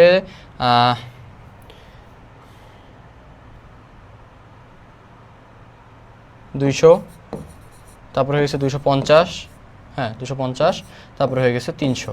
সো এটা গেল আমাদের কনজাম্পশন রেখা। এই রেখাটা হচ্ছে সি, এই রেখাটা পুরোটা এটা এতক্ষণ আমরা করছি, ক্লিয়ার? ঠিক আছে, এখন আমরা যেটা করব সেটা হচ্ছে সেভিংস, সঞ্চয়। সেভিংসের সূত্রটা কি? আমরা জানি সেভিংসের সূত্রটা হচ্ছে Y - C, মানে আমি যেটা ইনকাম করতেছি, ইনকাম থেকে আমি এটা অংশ ভোগ করতেছি। ধরো আমার কি ইনকাম যখন কত টাকা ছিল? 100 টাকা। ধরো আমার ইনকাম 100 টাকা, আমি 50 টাকা ভোগ করতেছি, তাহলে আমার কত টাকা বাকি থাকে? 50 টাকা, সেটা আমি কি করব? সঞ্চয় করব। তাহলে এই হিসাবটাই বলতেছে। তো এটা সূত্রটা হচ্ছে, এই সূত্রটা কি হচ্ছে? এবার এই সূত্রটা লাগবে না আমার, এখানে আমার সূত্রটা লাগবে হচ্ছে S = Y - C। So income কত? ইনকাম যখন 0 টাকা তখন আমার কনজাম্পশন কত? 100 টাকা। তাহলে 0 বিয়োগ 100 কি হয়? -100। তাহলে আমার প্রথমটার ক্ষেত্রে যে আমরা সেভিংস নেই, তাহলে কত আসবে? -100। কত আসবে? -100। এখন তারপরটার ক্ষেত্রে কি হবে? ইনকাম 100 টাকা, আমার কনজাম্পশন 50 টাকা, মানে 150 টাকা, তাহলে -50। আমার ইনকাম 200, আমি ভোগ করতেছি 200, মানে আমি এখন কোনো টাকা সঞ্চয় করতে পারি নাই। ঠিক আছে, আমি প্রথম অবস্থায় ঋণী ছিলাম, একটা সময় এসে আমার ঋণটা শোধ হয়েছে। এখন আমি কি করব? চাইলে আমি সঞ্চয় করতে পারবো। দেখো 300 টাকা যখন আমি ইনকাম করতেছি তখন আমি 250 টাকা ভোগ করতেছি, মানে এই দেখো 300 টাকা ইনকাম করতেছি, ভোগ করতেছি 250, মানে কি আমি 50 টাকা সেভ করতেছি। তাহলে এই যে 300 বিয়োগ 250, 50। এরপরে আমার যখন 400 টাকা ইনকাম হয়েছে, আমি 300 টাকা কি করতেছি, ভোগ করতেছি, 100 টাকা সেভিংস করতেছি। এই হচ্ছে আমার সেভিংস কার্ভ, সহজ, এটার মধ্যে বসানো যাবে। এখন দেখো, এটার মধ্যে আমি বসাই দিচ্ছি তোমাকে, দেখো। আচ্ছা, এই জিনিসটা একটু সরাই নিলাম যাতে রেখাটা সুন্দরভাবে আঁকা যায়। সো এর কি প্রথমে মাইনাস ছিল না, প্রথমে কি নেগেটিভ অবস্থায় আছে না? তাহলে প্রথম অবস্থায় কি, যখন আমার ইনকাম 0 টাকা তখন আমার কি সেভিংস কত, -100। কারণ এই যে স্বয়ংভূত ভোগ, আমার ইনকাম ছিল না তাও ভোগ করছি, মানে কি কারো থেকে ঋণ নিছি, অথবা আমার আব্বু থেকে নিছি, অথবা আম্মু থেকে নিছি, এটাও একটা ঋণ, ঠিক আছে। আচ্ছা, তাহলে প্রথম অবস্থায় আমরা যেখানে দেখি এটা -50 ধরবো, এটা ধরবো -100, ঠিক আছে। সো প্রথম অবস্থায় 0-তে ছিল -100, পরে দ্বিতীয়টার ক্ষেত্রে কত হয়েছে, -50 হয়েছে, তাই না? আর কোথায় উঠছে আমরা, তৃতীয় এককে 200 একক, যখন আমার হচ্ছে এটা কি 100 200, 200-তে এসে 0 হয়েছে, 200-তে এসে 0 হয়েছে, মানে আমাদের রেখাটা এমনি উঠছে, এইভাবে উঠবে, ঠিক আছে। তাহলে কি হচ্ছে দেখো, দ্বিতীয়টার ক্ষেত্রে এই তো ওকে। তাহলে এই হচ্ছে আমাদের সেভিংস রেখা, এই রেখাটা হচ্ছে সেভিংস রেখা y-c।